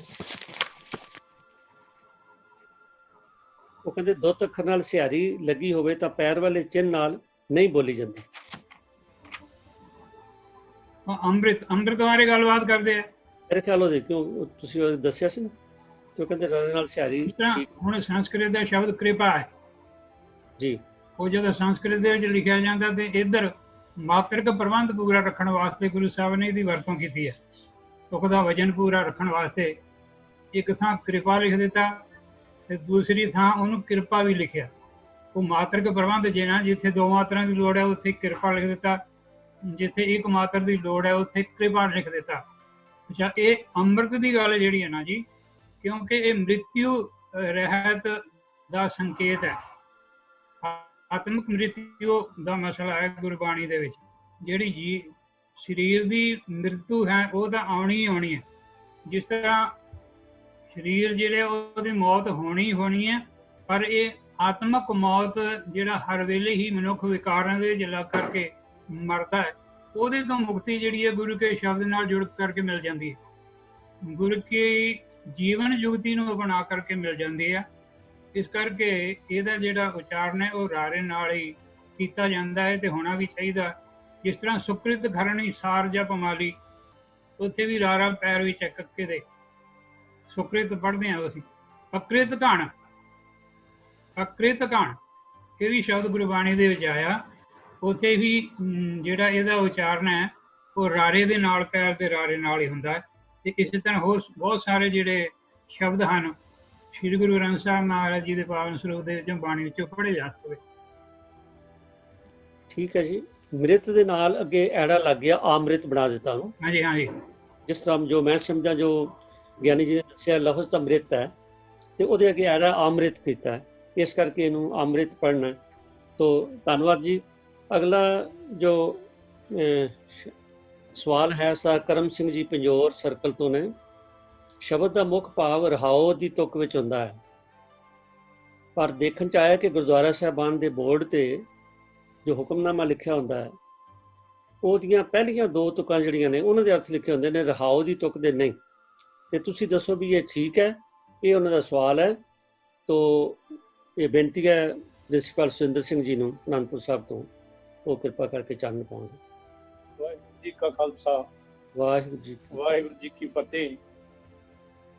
सवाल जो सरदार करम सिंह जी ने किया वो बिल्कुल सही है कि हरेक शब्द का केंद्री भाव रहाव ਦੀਆਂ ਤੁਕਾਂ ਵਿੱਚ ਹੁੰਦਾ ਹੈ ਤੇ ਉਹ ਰਹਾव ਦੀਆਂ ਤੁਕਾਂ ਆਮ ਤੌਰ ਤੇ ਵਿੱਚ ਵਿਚਾਲੇ ਇੱਕ ਦੋ ਬੰਦ ਉਚਾਰਨ ਤੋਂ ਬਾਅਦ ਹੀ ਰਹਾव ਦਾ ਬੰਦ ਆਉਂਦਾ ਹੈ। ਪਰ ਧੰਨ ਗੁਰੂ ਤੇਗ ਬਹਾਦਰ ਜੀ ਮਹਾਰਾਜ ਦੇ 59 ਸ਼ਬਦ ਜਿਹੜੇ 15 ਰਾਗਾਂ ਵਿੱਚ ਹਨ, ਉਹਨਾਂ ਦਾ ਰਹਾव ਵਾਲਾ ਬੰਦ ਜਿਹੜਾ ਹਮੇਸ਼ਾ ਹੀ ਪਹਿਲੀਆਂ ਦੋ ਤੁਕਾਂ ਦੇ ਵਿੱਚ ਆਵੇਗਾ। ਸੋ ਜੇਕਰ ਧੰਨ ਗੁਰੂ ਤੇਗ ਬਹਾਦਰ ਜੀ ਮਹਾਰਾਜ ਦਾ ਹੁਕਮਨਾਮਾ ਕਿਤੇ ਆਇਆ ਹੈ ਤਾਂ ਉਸ ਹੁਕਮਨਾਮੇ ਦੀ ਸ਼ੁਰੂਆਤ ਹੀ ਰਹਾव ਦੇ ਬੰਦ ਤੇ ਹੁੰਦੀ ਹੈ, ਉੱਥੇ ਉਹ ਬਿਲਕੁਲ ਠੀਕ ਹੁੰਦਾ ਹੈ। ਪਰ ਜਦੋਂ ਅਸੀਂ ਗੱਲ ਕਰਦੇ ਹਾਂ ਕਿ ਜਿਨ੍ਹਾਂ ਸ਼ਬਦਾਂ ਦੇ ਵਿੱਚ ਰਹਾव ਦੂਜੇ ਜਾਂ ਤੀਜੇ ਬੰਦ ਦੇ ਵਿੱਚ ਆਉਂਦਾ ਜਾਂ ਦੋ ਤਿੰਨ ਬੰਦਾਂ ਤੋਂ ਬਾਅਦ ਆਉਂਦਾ ਹੈ, ਉਸ ਵੇਲੇ ਕੇਂਦਰੀ ਭਾਵ ਤਾਂ ਹਮੇਸ਼ਾ ਹੀ ਰਹਾव ਦੇ ਵਿੱਚ ਹੁੰਦਾ ਹੈ। ਪਰ ਆਮ ਤੌਰ ਤੇ ਸਾਡੇ ਆਦਿ ਕਾਲ ਤੋਂ ਹੀ ਸੰਪਰਦਾਇ ਵਿਚਾਰਧਾਰਾ ਦੇ ਮੁਤਾਬਕ ਗੁਰਦੁਆਰਿਆਂ ਦੇ ਵਿੱਚ ਇਹ ਮਰਜ਼ਾਦਾ ਲਾਗੂ ਰਹੀ ਕਿ ਸ਼ਬਦ ਦੀਆਂ ਪਹਿਲੀਆਂ ਦੋ ਤੁਕਾਂ ਜਿਹੜੀਆਂ ਹੈ ਉਹਨਾਂ ਦੇ ਅਰਥ ਹੀ ਲਿਖੇ ਜਾਂਦੇ ਨੇ। ਅਸੀਂ ਸਿੱਖ ਮਿਸ਼ਨਰੀ ਕਾਲਜ ਦੇ ਵਿਦਿਆਰਥੀਆਂ ਨੂੰ ਇਹ ਟ੍ਰੇਨਿੰਗ ਦੇਣੀ ਸ਼ੁਰੂ ਕੀਤੀ ਸੀ ਕਿ ਅਸੀਂ ਰਹਾव ਦੀਆਂ ਤੁਕਾਂ ਜਿਹੜੀਆਂ ਹੈ ਉਹ ਪਹਿਲਾਂ ਉਚਾਰਨ ਕਰਿਆ ਕਰੀਏ ਅਰਥ ਵੇਲੇ ਜਦੋਂ ਸ਼ਬਦ ਅਰਥ ਕਰਨੇ ਨੇ, ਕਿਉਂਕਿ ਕੇਂਦਰੀ ਭਾਵ ਉਹਦੇ 'ਚ ਉਹ ਸਮਝਾ ਦਿੱਤਾ ਜਾਵੇ ਤੇ ਰਹਾव ਦੇ ਬੰਦ ਨੂੰ ਦੋ ਵਾਰੀ ਉਚਾਰਨ ਕੀਤਾ ਜਾਵੇ, ਪਹਿਲੀਆਂ ਲਾਈਨਾਂ ਜਿਹੜੀਆਂ ਹੈ ਉਹ ਆਮ ਹੀ ਪਾਠ ਕਰ ਦਿੱਤਾ ਜਾਵੇ। ਪਰ ਇਹ ਗੱਲ ਜਿਹੜੀ ਹੈ ਹੌਲੀ ਹੌਲੀ ਸ੍ਰੀ ਅਕਾਲ ਤਖਤ ਸਾਹਿਬ ਤੇ ਪਹੁੰਚੀ, ਕਿਉਂਕਿ ਬਹੁਤ ਸਾਰੇ ਵਿਦਿਆਰਥੀ ਸਾਡੇ ਸੈਂਕੜਿਆਂ ਦੀ ਗਿਣਤੀ ਵਿੱਚ ਸੀ, ਜਿੱਥੇ ਜਿੱਥੇ ਵੀ ਉਹ ਉਚਾਰਨ ਕਰਦੇ ਸੀ ਤੇ ਗੱਲਾਂ ਅਕਾਲ ਤਖਤ ਸਾਹਿਬ ਤੇ ਪਹੁੰਚਣੀਆਂ ਸ਼ੁਰੂ ਹੋ ਗਈਆਂ।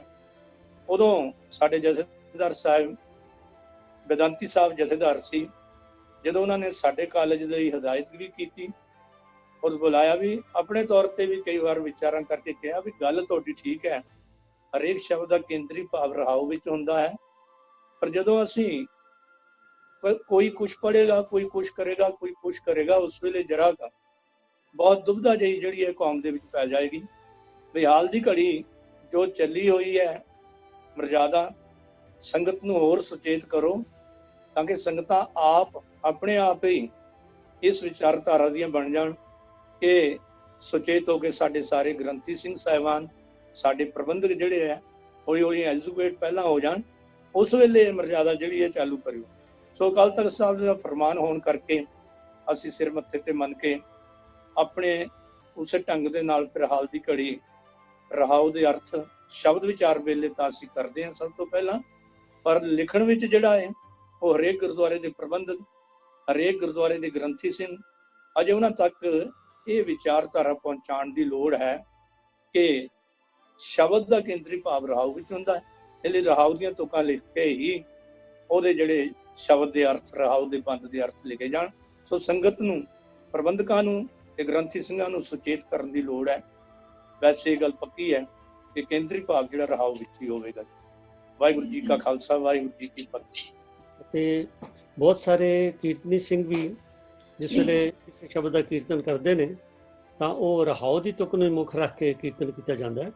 ਔਰ ਜਿਸ ਤਰ੍ਹਾਂ ਪ੍ਰਿੰਸੀਪਲ ਸਾਹਿਬ ਨੇ ਦੱਸਿਆ, ਲੋੜ ਤੇ ਹੈ ਸਾਨੂੰ ਅਵੇਅਰਨੈਸ, ਸੁਚੇਤਤਾ ਲਿਆਉਣ ਦੀ ਲੋੜ ਹੈ। ਸੰਗਤਾਂ ਨੂੰ ਵੱਧ ਤੋਂ ਵੱਧ ਇਸ ਗੱਲ ਤੋਂ ਆਪਾਂ ਦੱਸੀਏ। ਜਿਹੜੇ ਤਾਂ ਮਿਸ਼ਨਰੀ ਕਾਲਜ ਨਾਲ ਅਟੈਚ ਨੇ ਵੀਰ, ਉਹਨਾਂ ਨੂੰ ਤਾਂ ਇਹਨਾਂ ਗੱਲਾਂ ਦਾ ਪਤਾ ਹੈ, ਪਰ ਸਾਨੂੰ ਲੋੜ ਹੈ ਅੱਗੋਂ ਇਹ ਗੱਲ ਹੋਰ ਪਹੁੰਚਾਉਣ ਦੀ। ਤੋ ਇੱਕ ਅਗਲਾ ਜਿਹੜਾ ਸਵਾਲ ਹੈ ਉਹ ਹੈ ਸਾ ਅਮਰੀਕ ਸਿੰਘ ਖਾਲਸਾ ਕੁਰੂਕਸ਼ੇਤਰ ਤੋਂ, ਉਹਨਾਂ ਵੱਲੋਂ ਆਇਆ ਜੀ। ਜੀਵਨ ਮੁਕਤ ਸੁਆਖੀ ਮਰ ਜੀਵੇ ਮਰੀਆ।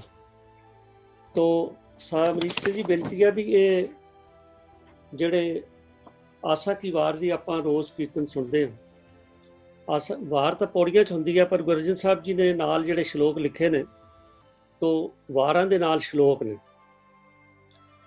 ਸਵਾਏ ਬਸੰਤ ਕੀ ਵਾਰ ਦੇ ਬਾਕੀ ਸਾਰਿਆਂ ਵਾਰਾਂ ਦੇ ਨਾਲ ਸ਼ਲੋਕ ਹਨ।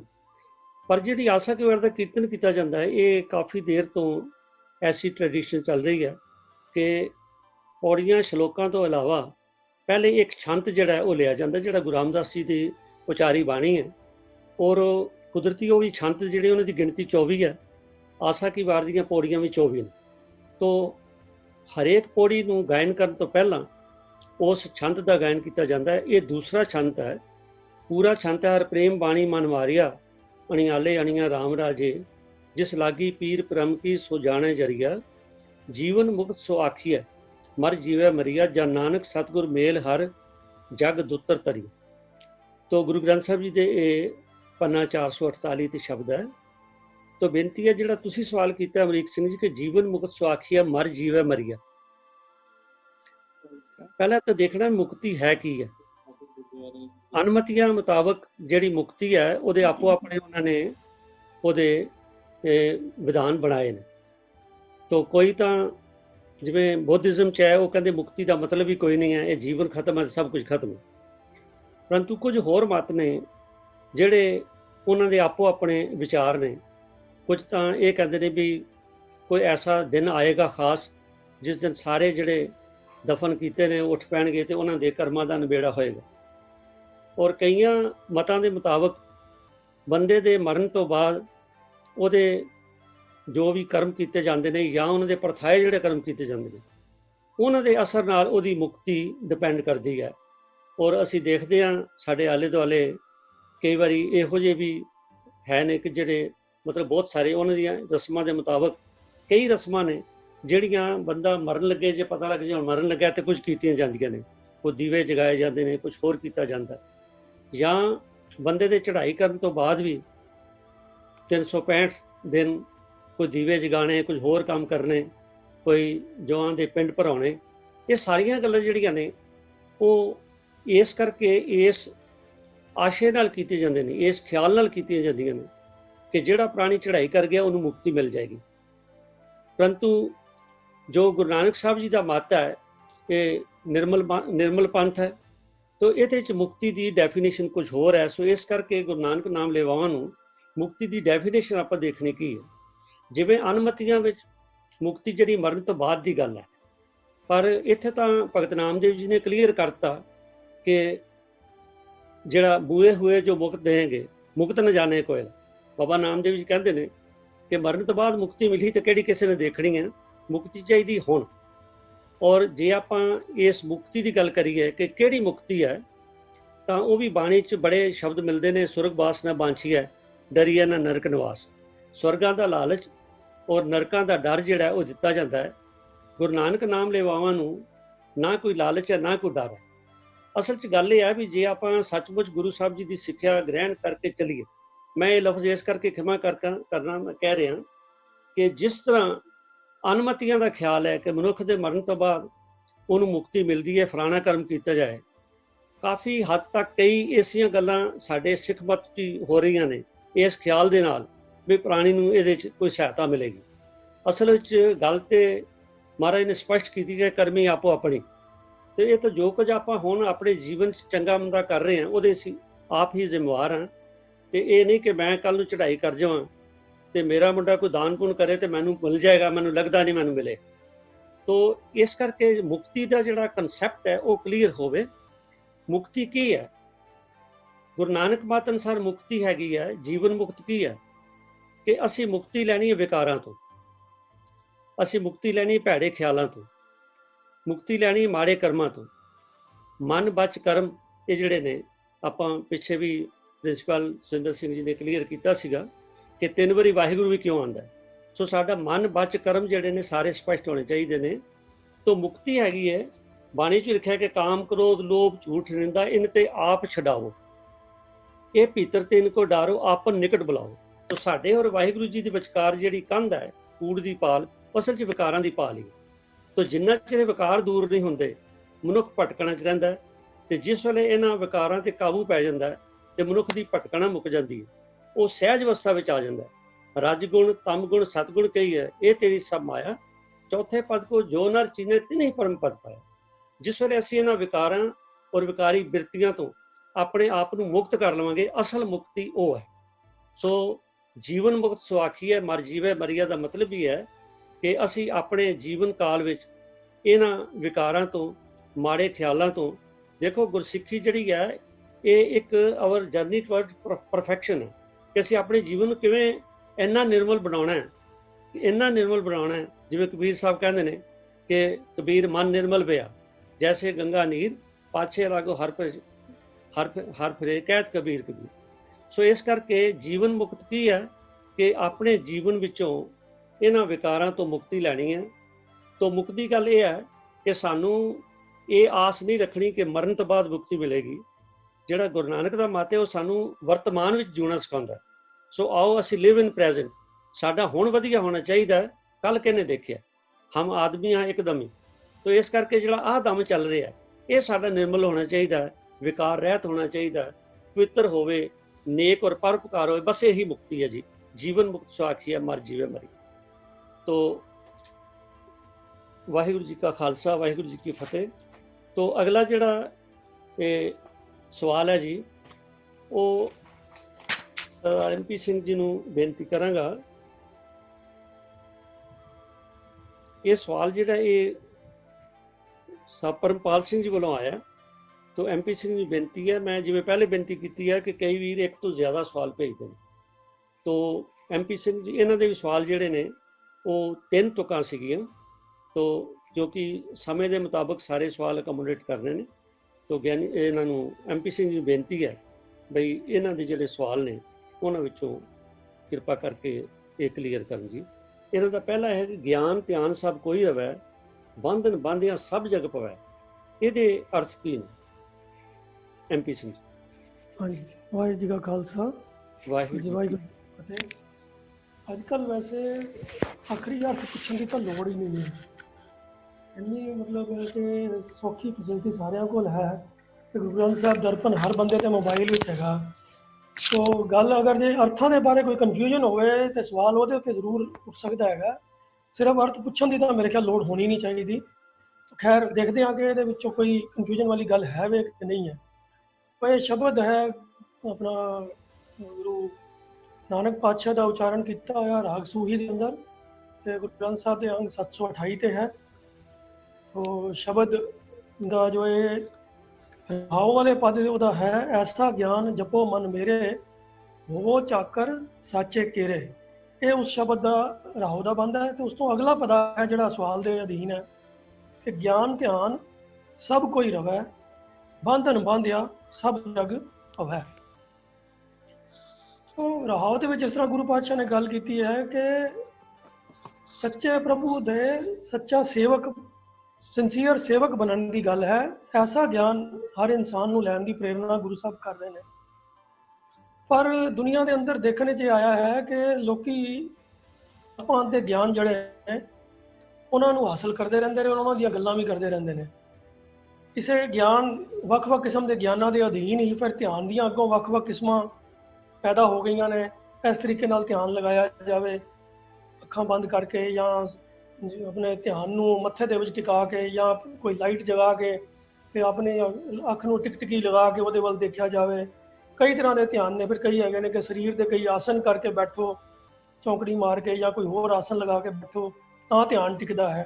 तो ये प्रचलित कई तरह दी गल्लां और कई तरह के ज्ञान और ध्यान दुनिया दे विच प्रचलित हैं।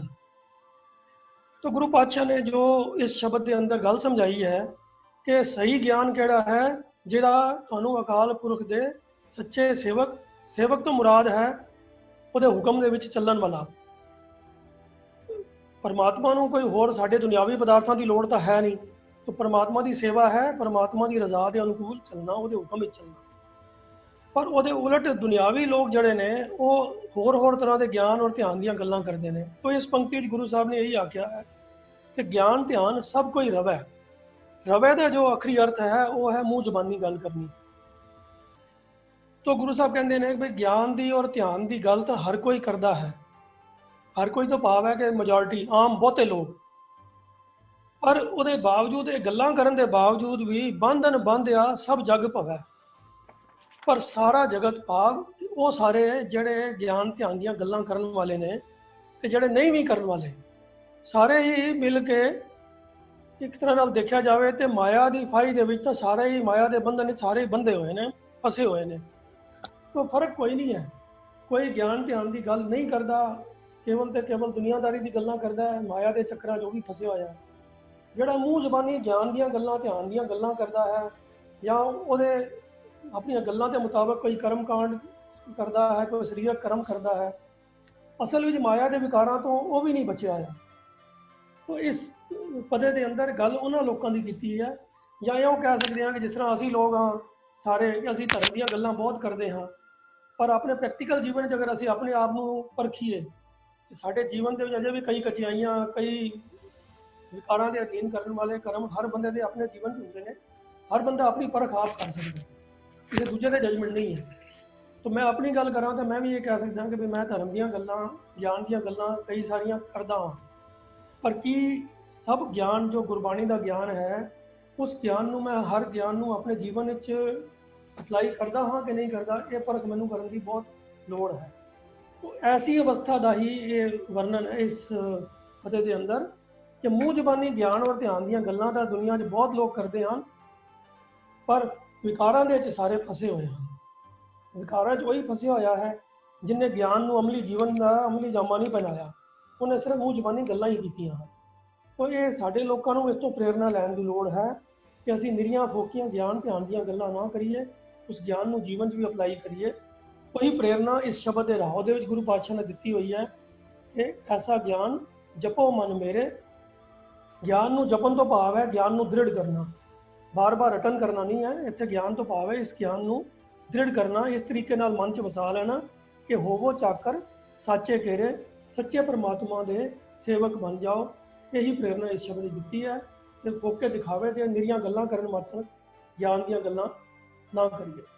ਇਤਨੀ ਬੇਨਤੀ ਬਣਾਉਂਦਾ। ਵਾਹਿਗੁਰੂ ਜੀ ਕਾ ਖਾਲਸਾ। ਸਿੰਘ ਜੀ, ਵਾਕਈ ਅੱਜ ਕੱਲ ਜੋ ਜੇ ਅਸੀਂ ਆਪਣੀ ਕੌਮ ਵੱਲ ਗੱਲ ਕਰੀਏ ਤਾਂ ਗੱਲਾਂ ਜ਼ਿਆਦਾ ਨੇ ਤੇ ਪ੍ਰੈਕਟੀਕਲ ਨਾ ਮਾਤਰ ਹੀ ਹੈ। ਗੱਲੀ ਅਸੀਂ ਚੰਗੀਆਂ ਆਚਾਰ ਬੁਰੀਆਂ ਮਨੋਂ ਤੋਂ ਸਿੱਧਾ ਕਾਲੀਆਂ ਬਾਹਰੋਂ ਜਿੱਤੀਆਂ। ਸਤਿਗੁਰੂ ਜੀ ਕਿਰਪਾ ਕਰਨ ਕਿ ਅਸੀਂ ਬਾਣੀ ਜੇ ਸਾਨੂੰ ਸਮਝ ਆਉਂਦੀ ਹੈ ਤਾਂ ਇਹਨੂੰ ਜਿੰਨਾ ਚਿਰ ਆਪਣੇ ਜੀਵਨ 'ਚ ਘਟਾਉਂਦੇ ਨਹੀਂ ਤਾਂ ਉਹ ਫਿਰ ਉਹੀ ਗੱਲ ਹੈ ਜੋ ਅੱਜ ਇਸ ਤੁਕਾਂ ਵਿੱਚ ਵੀਰ MP ਸਿੰਘ ਜੀ ਨੇ ਡਿਸਕਸ ਕੀਤੀ ਹੈ। ਤੋ ਸਤਿਗੁਰੂ ਜੀ ਕਿਰਪਾ ਕਰਨ ਔਰ ਅਸੀਂ ਵੀ ਸਤਿਗੁਰੂ ਕੋਲ ਇਹ ਬੇਨਤੀ ਕਰੀਏ, ਅਰਦਾਸ ਕਰੀਏ ਕਿ ਸਾਡਾ ਜੀਵਨ ਜਿਹੜਾ ਉਹ ਵਾਕਈ ਗੁਰਬਾਣੀ ਅਨੁਸਾਰ ਹੋ ਜਾਏ। ਤੋ ਆਓ ਜੀ ਅਗਲਾ ਜੋ ਸ਼ਬਦ ਹੈ, ਇਹ ਖਿਮਾ ਕਰਨਾ ਸਵਾਲ ਹੈ, ਇਹ ਸਾਹਿਬ ਪਰਵਿੰਦਰ ਸਿੰਘ ਜੀ ਲੁਧਿਆਣਾ, ਇਹ ਪਿਛਲੇ ਹਫਤੇ ਨਹੀਂ ਸੀ ਲੈ ਸਕੇ, ਉਹਨਾਂ ਤੋਂ ਖਿਮਾ ਮੰਗਦੇ ਹਾਂ। ਤੋ ਸ਼ਬਦ ਹੈ, ਇਹ ਸਵਾਲ ਹੈ, ਸਦਾ ਆਨੰਦ ਨਾਹੀ ਕਿਛ ਸੋਗ, ਦੁੱਖ ਦਰਦ ਨਾ ਵਿਆਪੈ ਰੋਗ, ਸਭ ਕੁਛ ਤੇਰਾ ਤੂੰ ਕਰਨੇ ਹਾਰ।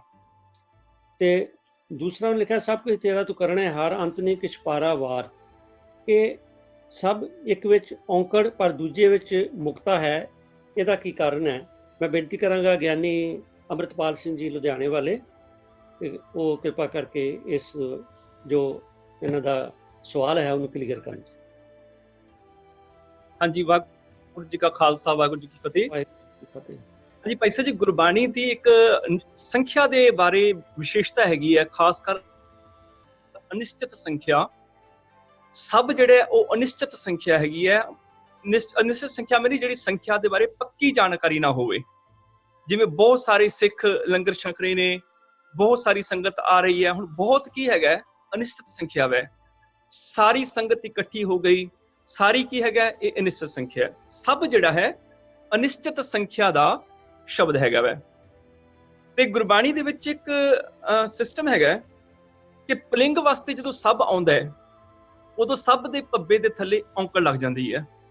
ਪੁਲਿੰਗ ਵਾਸਤੇ ਜਦੋਂ ਪੁਲਿੰਗ ਵਾਸਤੇ ਵਰਤਿਆ ਜਾਂਦਾ ਵੈ, ਸਭ ਦੇ ਪੱਬੇ ਨੂੰ ਔਂਕੜ ਲੱਗ ਜਾਂਦੀ ਹੈ। ਜਦੋਂ ਸਭ ਇਸਤਰੀ ਲਿੰਗ ਵਾਸਤੇ ਵਰਤਿਆ ਜਾਂਦਾ ਵੈ ਉਦੋਂ ਸਭ ਦਾ ਪੱਬਾ ਮੁਕਤਾ ਹੁੰਦਾ ਵੈ, ਭਾਵ ਇਹ ਅਕਾਰਾਂਤ ਹੁੰਦਾ, ਇਹਨੂੰ ਕੋਈ ਲੱਗ ਨਹੀਂ ਲੱਗੀ ਹੁੰਦੀ।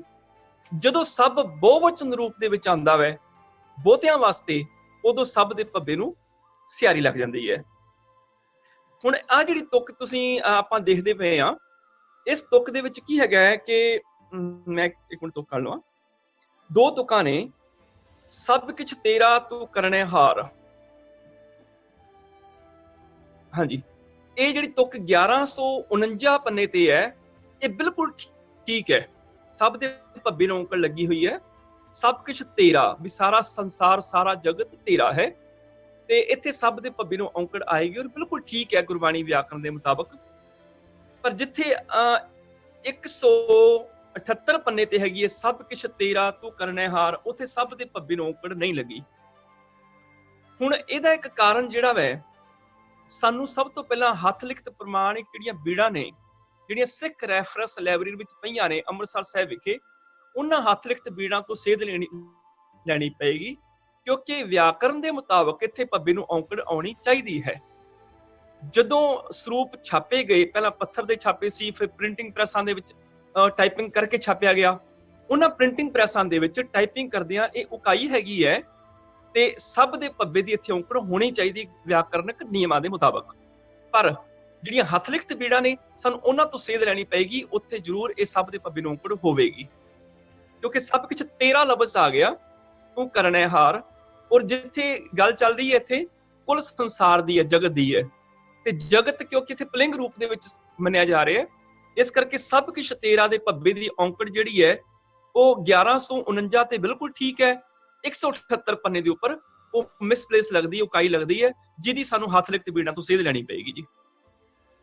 ਇਸ ਤਰ੍ਹਾਂ ਦੇ ਹੋਰ ਬਹੁਤ ਸਾਰੇ ਸ਼ਬਦ ਜੇ ਜਿਹੜੇ ਤੁਹਾਨੂੰ ਮੈਂ ਦੱਸ ਦਿੰਦਾ ਵਾਂ ਕਿ ਜਦੋਂ ਜਿਵੇਂ ਸਭ, ਹੋਰ, ਅਵਰ, ਇੱਕ, ਏਕ, ਇਹ, ਉਹ, ਜਦੋਂ ਆਖਰੀ ਅੱਖਰ ਔਂਕੜ ਨਾਲ ਆਉਣ ਉਦੋਂ ਪਲਿੰਗ ਵਾਸਤੇ ਹੈ, ਪਰ ਜਦੋਂ ਸਭ, ਹੋਰ, ਅਵਰ, ਇੱਕ, ਇਹ, ਉਹ ਮੁਕਤੇ ਦੇ ਨਾਲ ਆਉਣ ਉਦੋਂ ਇਹ ਇਸਤਰੀ ਲਿੰਗ ਵਾਸਤੇ ਹੈ। ਜਦੋਂ ਸਭ, ਹੋਰ, ਅਵਰ, ਇੱਕ, ਇਹ, ਉਹ ਸਿਹਾਰੀ ਦੇ ਨਾਲ ਆਉਣ ਉਦੋਂ ਇਹ ਬਹੁਵਚਨ ਰੂਪ ਚ ਹੁੰਦੇ ਨੇ। ਇੱਥੇ ਸਭ ਦੇ ਭੱਬੇ ਦੀ ਔਂਕੜ ਹੋਣੀ ਚਾਹੀਦੀ ਹੈਗੀ ਜੀ। ਹਾਂਜੀ, तो परविंदर सिंह जी ਨੂੰ ਜਵਾਬ ਮਿਲ ਗਿਆ ਔਰ ਮੈਨੂੰ ਬੜੀ ਖੁਸ਼ੀ ਹੈ ਕਿ परविंदर सिंह जी ਸਾਡੇ ਪੁਰਾਣੇ ਸਾਥੀ ਨੇ ਔਰ ਬੜੀ ਇਸ ਪਾਸੇ ਚੱਲਦੇ ਨੇ ਕਿ ਮਤਲਬ ਇਹ ਹੈ ਕਿ ਉਹਨਾਂ ਨੇ ਜਿਹੜਾ ਪਾਠ ਕੀਤਾ ਜਾਂ ਜੋ ਵੀ ਹੈ, ਉਹਨਾਂ ਨੇ ਬੜੇ ਮਤਲਬ ਨੀਝ ਲਾ ਕੇ ਹਰ ਚੀਜ਼ ਹੀ ਮਤਲਬ ਵੀ ਲਗਾ ਮਾਤਰਾ ਦਾ ਖਿਆਲ ਰੱਖ ਕੇ ਕੀਤਾ। ਇਸ ਲਈ ਮੈਂ ਤਾਂ ਉਹਨਾਂ ਨੂੰ ਇਹੀ ਕਹਾਂਗਾ ਕਿ ਬੜੇ ਸਤਿਗੁਰੂ ਦੀ ਕਿਰਪਾ ਉਹਨਾਂ ਤੇ ਚਾਹੀਦਾ ਹੈ ਕਿ ਹਰੇਕ ਪ੍ਰਾਣੀ ਇਸੇ ਤਰ੍ਹਾਂ ਗੁਰਬਾਣੀ ਨੂੰ ਸਮਝ ਕੇ ਚੰਗੀ ਤਰ੍ਹਾਂ ਹਰ ਚੀਜ਼ ਦਾ ਜੋ ਜਿਸ ਤਰ੍ਹਾਂ ਹੁਣ ਇੱਥੇ ਵਿਆਕਰਨ ਦੀ ਵੀ ਕਲਾਸਾਂ ਲੱਗ ਰਹੀਆਂ, ਇਹ ਹਰ ਪੱਖੋਂ ਜਿਹੜਾ ਗੁਰਬਾਣੀ ਨੂੰ ਸੋਚ ਸਮਝ ਕੇ ਪੜ੍ਹਨ ਦੀ ਲੋੜ ਹੈ, ਨਾ ਕਿ ਅਸੀਂ ਉਂਝ ਹੀ ਕਈ ਵਾਰੀ ਜਿਵੇਂ ਆਪਾਂ ਕਹਿੰਦੇ ਹਾਂ ਵੀ ਪਾਠ ਦਾ ਮਤਲਬ ਨਿਯਮ ਹੀ ਨਾ ਪੂਰਾ ਕਰੀਏ। ਤੋ ਇਸ ਕਰਕੇ ਮੈਂ ਉਹਨਾਂ ਨੂੰ ਵਧਾਈ ਦਿੰਦਾ। ਤੋ ਅਗਲਾ ਸਵਾਲ ਜਿਹੜਾ ਹੈ ਉਹ ਹੈ ਸਾ ਕੁਲਦੀਪ ਸਿੰਘ ਜੀ ਫਿਰੋਜ਼ਪੁਰ ਤੋਂ, ਤੇ ਇਹ ਸਵਾਲ ਜਿਹੜਾ ਹੈ ਇਹ ਮੈਂ ਬੇਨਤੀ ਕਰਾਂਗਾ ਗਿਆਨੀ ਅੰਮ੍ਰਿਤਪਾਲ ਸਿੰਘ ਜੀ ਅਨੰਦਪੁਰ ਸਾਹਿਬ ਵਾਲੇ, ਉਹ ਉਹਨਾਂ ਨੂੰ ਅਨਮਿਊਟ ਕਰ ਦਿਓ ਜੀ। ਸਵਾਲ ਹੈ ਸੰਖਿਅਕ ਵਿਸ਼ੇਸ਼ਣ ਲਾਖ, ਲੱਲੇ ਨੂੰ ਕਰਨਾ ਖੱਖੇ ਨੂੰ ਔਂਕੜ, ਸੰਖਿਅਕ ਵਿਸ਼ੇਸ਼ਣ ਲਾਖ ਹਮੇਸ਼ਾ ਔਂਕੜ ਨਾਲ ਹੀ ਕਿਉਂ ਆਉਂਦਾ ਹੈ? ਅੱਜ ਗਿਆਨੀ ਅੰਮ੍ਰਿਤਪਾਲ ਸਿੰਘ ਅਨੰਦਪੁਰ ਸਾਹਿਬ ਵਾਲੇ। ਹਾਂਜੀ, ਬੇਨਤੀ ਹੈ ਜੀ ਵੀ ਇਹ ਹਮੇਸ਼ਾ ਨਹੀਂ ਆਉਂਦਾ ਔਂਕੜ ਨਾਲ, ਔਂਕੜ ਤੋਂ ਮੁਕਤ ਵੀ ਆਉਂਦਾ ਹੈ। ਹੁਣੇ ਆਪਣੇ ਮੇਰੇ ਸਿਰਨਾਮੀਏ ਭਾਈ ਸਾਹਿਬ ਜੀ ਨੇ ਗੱਲ ਕੀਤੀ ਸੀ ਸੰਖਿਆ ਜਿਹੜੀ ਨਾ, ਸੰਖਿਆਵਾਚਕ ਜਿਹੜੇ ਵਿਸ਼ੇਸ਼ਣ ਹੈ ਜਾਂ ਨਾਉਨ ਹੈ, ਉਹ ਇੱਕ ਸੀਮਤ ਸੰਖਿਆ, ਇੱਕ ਅਸੀਮਤ ਸੰਖਿਆ। ਸੀਮਤ ਸੰਖਿਆ ਜਿੱਥੇ ਆਏਗੀ ਉੱਥੇ ਔਂਕੜ ਨਾਲ ਆਏਗਾ ਕਿ ਲੱਖ ਸ਼ਬਦ। ਜਿਸ ਤਰ੍ਹਾਂ 1.25 ਲੱਖ ਪੈਗੰਬਰ ਤਾਂਕੇ, ਇੱਥੇ 1.25 ਲੱਖ ਦੀ ਸੀਮਤ ਸੰਖਿਆ ਦਾ ਸੰਕੇਤ ਹੈ, ਕਿਉਂਕਿ ਕਤੇਬੀ ਮਤ ਦੇ ਮੁਤਾਬਕ, ਇਸਲਾਮ ਦੇ ਮੁਤਾਬਕ 1.25 ਲੱਖ ਪੈਗੰਬਰਾਂ ਦਾ ਹੋਣਾ ਮੰਨਿਆ ਗਿਆ। ਉਹ ਵੱਧ ਘੱਟ ਨਹੀਂ ਹੋ ਸਕਦੇ ਉਹਨਾਂ ਦੇ ਖਿਆਲ ਦੇ ਮੁਤਾਬਕ। ਅੱਛਾ, ਇਸੇ ਤਰ੍ਹਾਂ ਹੋਰ ਤੁਕਾਂ ਹੈਗੀਆਂ, 1 ਲੱਖ ਪੂਤ 1.25 ਲੱਖ ਨਾਪੀ, ਇਹਦੇ ਵਿੱਚ ਵੀ ਲੱਖ ਸ਼ਬਦ ਜਿਹੜੇ 2 ਵਾਰਾਂ ਵਰਤੇ ਗਏ, ਇਹਦੇ ਵਿੱਚ ਔਂਕੜ ਆਉਂਦੀ ਹੈ। ਇੱਥੇ ਵੀ ਨਿਸ਼ਚਿਤ ਸੰਖਿਆ ਹੈ, ਨਿਸ਼ਚਿਤ ਸੰਖਿਆ ਹੋਣੇ ਕਰਕੇ ਇਹ ਇੱਕ ਵਚਨ ਬਣ ਜਾਂਦੀ ਹੈ, ਔਰ ਜਦੋਂ ਇਹ ਅਨਿਸ਼ਚਿਤ ਹੋ ਜਾਂਦੀ ਹੈ ਬਹੁ ਵਚਨ ਬਣ ਜਾਂਦੀ ਹੈ। ਜਿਸ ਤਰ੍ਹਾਂ ਹੁਣ ਸਹਿਜ ਸਿਆਣਪਾਂ ਲੱਖ ਹੋਏ, ਇੱਥੇ ਲੱਖ ਖੱਖਾ ਮੁਕਤਾ ਹੈ। ਇਸ ਤਰ੍ਹਾਂ ਲਾਖ ਕੋਟ ਵਿਖਿਆ ਕੇ ਬਿੰਜਨ ਤਾਂ ਮੈਂ ਤ੍ਰਿਸ਼ਨ ਨਾ ਬੂਝੀ, ਇੱਥੇ ਵੀ ਲਾਖ ਸ਼ਬਦ ਜਿਹੜਾ ਹੈ ਉਹ ਖੱਖਾ ਮੁਕਤਾ ਆਇਆ, ਕਿਉਂਕਿ ਇੱਥੇ ਬਹੁ ਵਚਨ ਦੇ ਤੌਰ ਤੇ ਵਰਤਿਆ ਗਿਆ। ਵਿਖਿਆ ਕੇ ਬਿੰਜਨ, ਸਵਾਦਿਸ਼ਟ ਪਦਾਰਥ ਜਿਹੜੇ ਮਾਇਆਵੀ ਪਦਾਰਥ ਹਨ, ਉਹ ਬੇਅੰਤ ਪਦਾਰਥਾਂ ਦੀ ਗੱਲ ਇੱਥੇ ਚੱਲ ਰਹੀ ਹੈ। ਇਸੇ ਤਰ੍ਹਾਂ ਲਾਖ ਭਗਤ ਜਾਂ ਕੋ ਆਰਾਧੇ, ਲੱਖ ਤਬੀਸਰ ਤਬ ਹੀ ਸਾਧੇ, ਲੱਖ ਜੋਗੀਸ਼ਰ ਕਰਤੇ ਜੋਗਾ, ਲੱਖ ਭੋਗੀਸ਼ਰ ਭੋਗੇ ਭੋਗਾ। ਇਹਦੇ ਵਿੱਚ ਸਾਰੇ ਹੀ ਲਾਖ ਜਿਹੜੇ ਸ਼ਬਦ ਨੇ ਉਹ ਖੱਖਾ ਮੁਕਤਾ ਹੀ ਆਇਆ। ਲਾਖ ਭਗਤ ਰਾਧੇ ਜਪਤੇ ਪੀਓ ਪੀਓ, ਉੱਥੇ ਵੀ ਲੱਖਾਂ ਹੀ ਭਗਤਿਆਂ ਦੇ ਬਹੁਵਚਨ ਸ਼ਬਦ ਆਇਆ ਹੈ। ਇਸ ਕਰਕੇ ਜਿੱਥੇ ਇੱਕ ਵਚਨ ਸੰਖਿਆ ਜਿਹੜਾ ਹੈ ਨਿਸ਼ਚਿਤ ਸੰਖਿਆ ਹੈ, ਉੱਥੇ ਇਹ ਖੱਖੇ ਦੇ ਹੇਠਾਂ ਔਂਕੜ ਆ ਜਾਣੀ ਹੈ। ਜਿੱਥੇ ਅਨਿਸ਼ਚਿਤ ਸੰਖਿਆ ਹੈ ਉੱਥੇ ਉਹ ਬਹੁਵਚਨ ਬਣ ਜਾਣੀ ਹੈ ਤੇ ਖੱਖਾ ਮੁਕਤਾ ਆ ਜਾਣਾ ਹੈ। ਆਹ ਭੇਦ ਗੁਰਬਾਣੀ ਦੇ ਵਿੱਚ ਬਹੁਤ ਥਾਂ ਵੀ ਸਾਨੂੰ ਮਿਲਦਾ ਹੈ ਤੇ ਇਹਨੂੰ ਬਹੁਤ ਧਿਆਨ ਦੇ ਨਾਲ ਸਮਝ ਲੈਣਾ ਚਾਹੀਦਾ। ਆ ਭਾਈ ਸਾਹਿਬ ਜੀ ਯੂਕੇ ਵਾਲੇ ਇਹ ਬਹੁਤ ਵਧੀਆ ਵਿਆਕਰਨ ਦੀ ਵਿਆਖਿਆ ਕਰਦੇ ਨੇ, ਕਿਉਂਕਿ ਇਹਨਾਂ ਨੇ ਕਾਫੀ ਇਹਨਾਂ ਦਾ ਅਭਿਆਸ ਹੈ ਤੇ ਬਾਕੀ ਇਹਨਾਂ ਕੋਲੋਂ ਵੀ ਗੱਲ ਸਮਝੀ ਜਾ ਸਕਦੀ ਹੈ।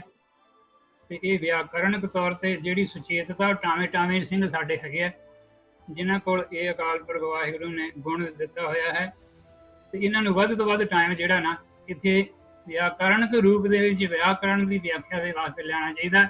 ਮੈਂ ਭਾਈ ਸਾਹਿਬ ਦੇ ਹਰੇਕ ਗੱਲ ਦੀ ਨਾਲ ਸਹਿਮਤ ਹਾਂ, ਕਿਉਂਕਿ ਇਹਨੂੰ ਪੂਰਨ ਤੌਰ ਤੇ ਇਹਨਾਂ ਨੂੰ ਵਿਆਕਰਨ ਦੀ ਸੋਝੀ ਹੈ।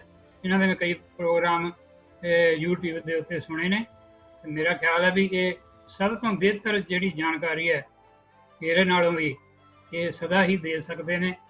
ਤੇ ਮੈਂ ਤਾਂ ਸਮਝਾਂ ਕਿ ਇਹਨਾਂ ਕੋਲ ਵੱਧ ਤੋਂ ਵੱਧ ਸਾਨੂੰ ਲਾਭ ਲੈਣਾ ਚਾਹੀਦਾ ਹੈ।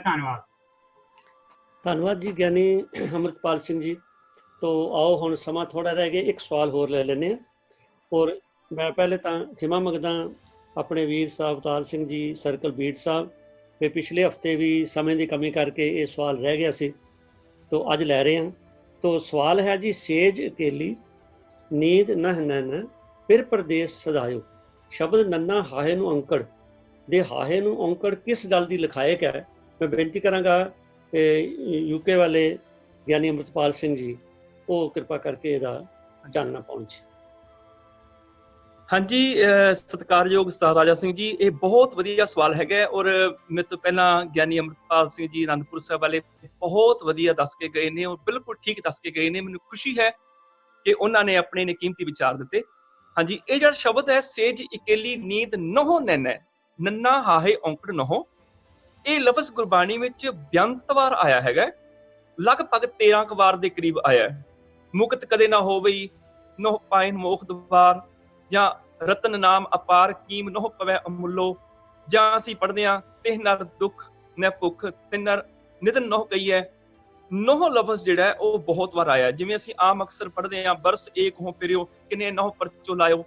ਹੁਣ ਜਿਵੇਂ ਆਹ ਸ਼ਬਦ ਹੈਗਾ ਸੇਜ ਇਕੇਲੀ ਨੀਂਦ ਨਹੁ ਨੈਣਾ, ਇਹਨੂੰ ਸਮਝਣ ਵਾਸਤੇ ਇਹ ਔਂਕੜ ਜਿਹੜੀ ਹੈ ਨਾ ਹਾਹੇ ਨੂੰ ਲੱਗੀ ਹੋਈ, ਇਹ ਭਾਸ਼ਾਈ ਵਿਸ਼ੇਸ਼ਤਾ ਹੈ। ਕਿਸ ਤਰ੍ਹਾਂ ਹੈ?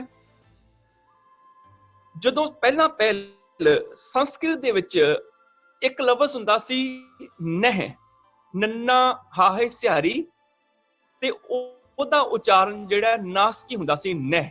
ਸੰਸਕ੍ਰਿਤ ਦਾ ਸ਼ਬਦ ਸੀ ਇਹ। ਸੰਸਕ੍ਰਿਤ ਤੋਂ ਹੀ ਥੋੜਾ ਜਿਹਾ ਵਿਗੜ ਕੇ ਉਹ ਨਹੀਂ ਦੇ ਰੂਪ ਚ ਆ ਗਿਆ। ਨਹੀਂ ਦੇ ਰੂਪ ਚ ਆ ਕੇ ਸੰਸਕ੍ਰਿਤ ਚੋਂ ਜਦੋਂ ਪ੍ਰਾਕਿਰਤਿਕ ਰੂਪ ਜਿਹੜਾ ਸ਼ੁਰੂ ਹੋਇਆ ਉਹਦਾ, ਤੇ ਪ੍ਰਾਕਿਰਤਿਕ ਰੂਪ ਦੇ ਵਿੱਚ ਉਹਦਾ ਨਹਿ ਸ਼ਬਦ ਹੀ ਚੱਲਦਾ ਰਿਹਾ। ਨਹਿ ਤੋਂ ਬਾਅਦ ਉਹ ਸ਼ਬਦ ਜਿਹੜਾ ਨਾਮ ਹੀ ਆਇਆ। ਅਗਲੇਰੀਆਂ ਭਾਸ਼ਾਵਾਂ ਦੇ ਵਿੱਚ ਇਹ ਨਖੇਦ ਬੋਧਕ ਹੈਗਾ ਵੇ, ਨਹੀਂ ਵੀ ਆਇਆ, ਨੰਨੇ ਨੂੰ ਕੰਨਾਂ ਨਾਲ ਨਾਮ ਹੀ ਆਇਆ, ਨੰਨਾ ਮੁਕਤਾ ਨ ਵੀ ਆਇਆ, ਨੰਨਾ ਹਾਹਾ ਨਹਿ ਵੀ ਆਇਆ, ਨੰਨਾ ਹਾਹੇ ਸਿਹਾਰੀ ਨਹਿ ਵੀ ਆਇਆ, ਨੰਨੇ ਕੰਨਾ ਹਾਹੇ ਬਿਆਰੀ ਨਾਹੀ ਵੀ ਆਇਆ। ਇਸੇ ਤਰ੍ਹਾਂ ਹੀ ਇਹ ਜਦੋਂ ਵਿਗੜਦਾ ਚਲਾ ਗਿਆ, ਜਾਂ ਇਸ ਤਰ੍ਹਾਂ ਕਹ ਲਓ ਅਗਲੀਆਂ ਭਾਸ਼ਾਵਾਂ ਦੇ ਵਿੱਚ ਰੂਪ ਪਟਾਂਦਾ ਗਿਆ, ਤੇ ਇਹੀ ਨਹਿ ਸ਼ਬਦ ਨੌ ਰੂਪ ਦੇ ਵਿੱਚ ਵੀ ਆ ਗਿਆ। ਨੰਨਾ ਹਾਹੇ ਔਂਕੜ ਨੌ, ਇਹ ਨਖੇਦ ਬੋਧਕ ਹੈ, ਇਹਦਾ ਅਰਥ ਹੈ ਨਹੀਂ। ਅਜੋਕੀਆਂ ਜਿਹੜੀਆਂ ਉੱਤਰਵਰਤੀ ਭਾਸ਼ਾਵਾਂ ਨੇ, ਜਿਵੇਂ ਰਾਜਸਥਾਨੀ ਹੋ ਗਈ, ਬਿਹਾਰੀ ਹੋ ਗਈ, ਅਵਧੀ, ਖੜੀ ਬੋਲੀ, ਬ੍ਰਜ ਭਾਸ਼ਾ, ਇਹਨਾਂ ਦੇ ਵਿੱਚ ਇਹ ਨੌ ਸ਼ਬਦ ਜਿਹੜਾ ਉਹ ਮੰਨਿਆ ਜਾਂਦਾ ਵੈ। ਹੁਣ ਇਹ ਜਿਹੜਾ ਸ਼ਬਦ ਹੈ ਨਾ, ਇਹ ਬ੍ਰਜ ਭਾਸ਼ਾ ਨੂੰ ਬਹੁਤ ਟੱਚ ਦਿੰਦਾ ਹੈਗਾ ਵੈ, ਜਾਂ ਉੱਤਰਵਰਤੀ ਭਾਸ਼ਾ ਨੂੰ ਟੱਚ ਦਿੰਦਾ ਹੈਗਾ। ਦਹਿ ਦਿਸ ਛਤਰ, ਮੇਘ ਘਟਾ ਘਟ, ਦਾਮਨ ਚਮਕ ਡਰਾਇਓ, ਡਰਾਇਓ ਲਫ਼ਜ਼ ਜਿਹੜਾ, ਜਿਵੇਂ ਦਾਮਨ ਲਫ਼ਜ਼ ਜਿਹੜਾ ਹੈ, ਇਹ ਉੱਤਰਵਰਤੀ ਜਿਹੜੀਆਂ ਭਾਸ਼ਾਵਾਂ ਹੁੰਦੀਆਂ ਨੇ, ਜਿਹਦੇ ਵਿੱਚ ਰਾਜਸਥਾਨੀ ਹੈ, ਬਿਹਾਰੀ ਹੈ, ਅਵਧੀ ਹੈ, ਖੜੀ ਬੋਲੀ ਹੈ ਤੇ ਬ੍ਰਿਜ ਭਾਸ਼ਾ ਹੈ। ਇਹ ਜਿਹੜੀਆਂ ਭਾਸ਼ਾਵਾਂ ਵੇ, ਇਹਨਾਂ ਵਿੱਚ ਨਹਿ ਦਾ ਉਚਾਰਨ ਜਿਹੜਾ ਨਹੁ ਕੀਤਾ ਜਾਂਦਾ ਵੈ। ਤੇ ਨਹੁ ਦਾ ਮਤਲਬ ਨਹੀਂ ਹੀ ਹੈ ਸੇਜ ਇਕੇਲੀ ਨੀਂਦ ਨਹੁ ਨੈਣਾ, ਪਰ ਉੱਤਰਵਰਤੀ ਭਾਸ਼ਾ ਹੋਣ ਕਰਕੇ ਨਾ ਦੀ ਨਹੀਂ ਦੀ ਬਜਾਏ ਇੱਥੇ ਨਹੁ ਸ਼ਬਦ ਵਰਤ ਲਿਆ ਗਿਆ ਹੈਗਾ। ਇੱਥੇ ਨਹੁ ਉਚਾਰਨ ਕਰਨੇ ਦਾ, ਹਾਹਾ ਪੂਰਾ ਨਹੀਂ ਬੁਲਾਣਾ, ਨਹੁ। ਜਿਵੇਂ ਇਹ ਕਹਿੰਦੇ ਆ ਉਹਦੇ ਨਹੁ ਨੀਂਦ।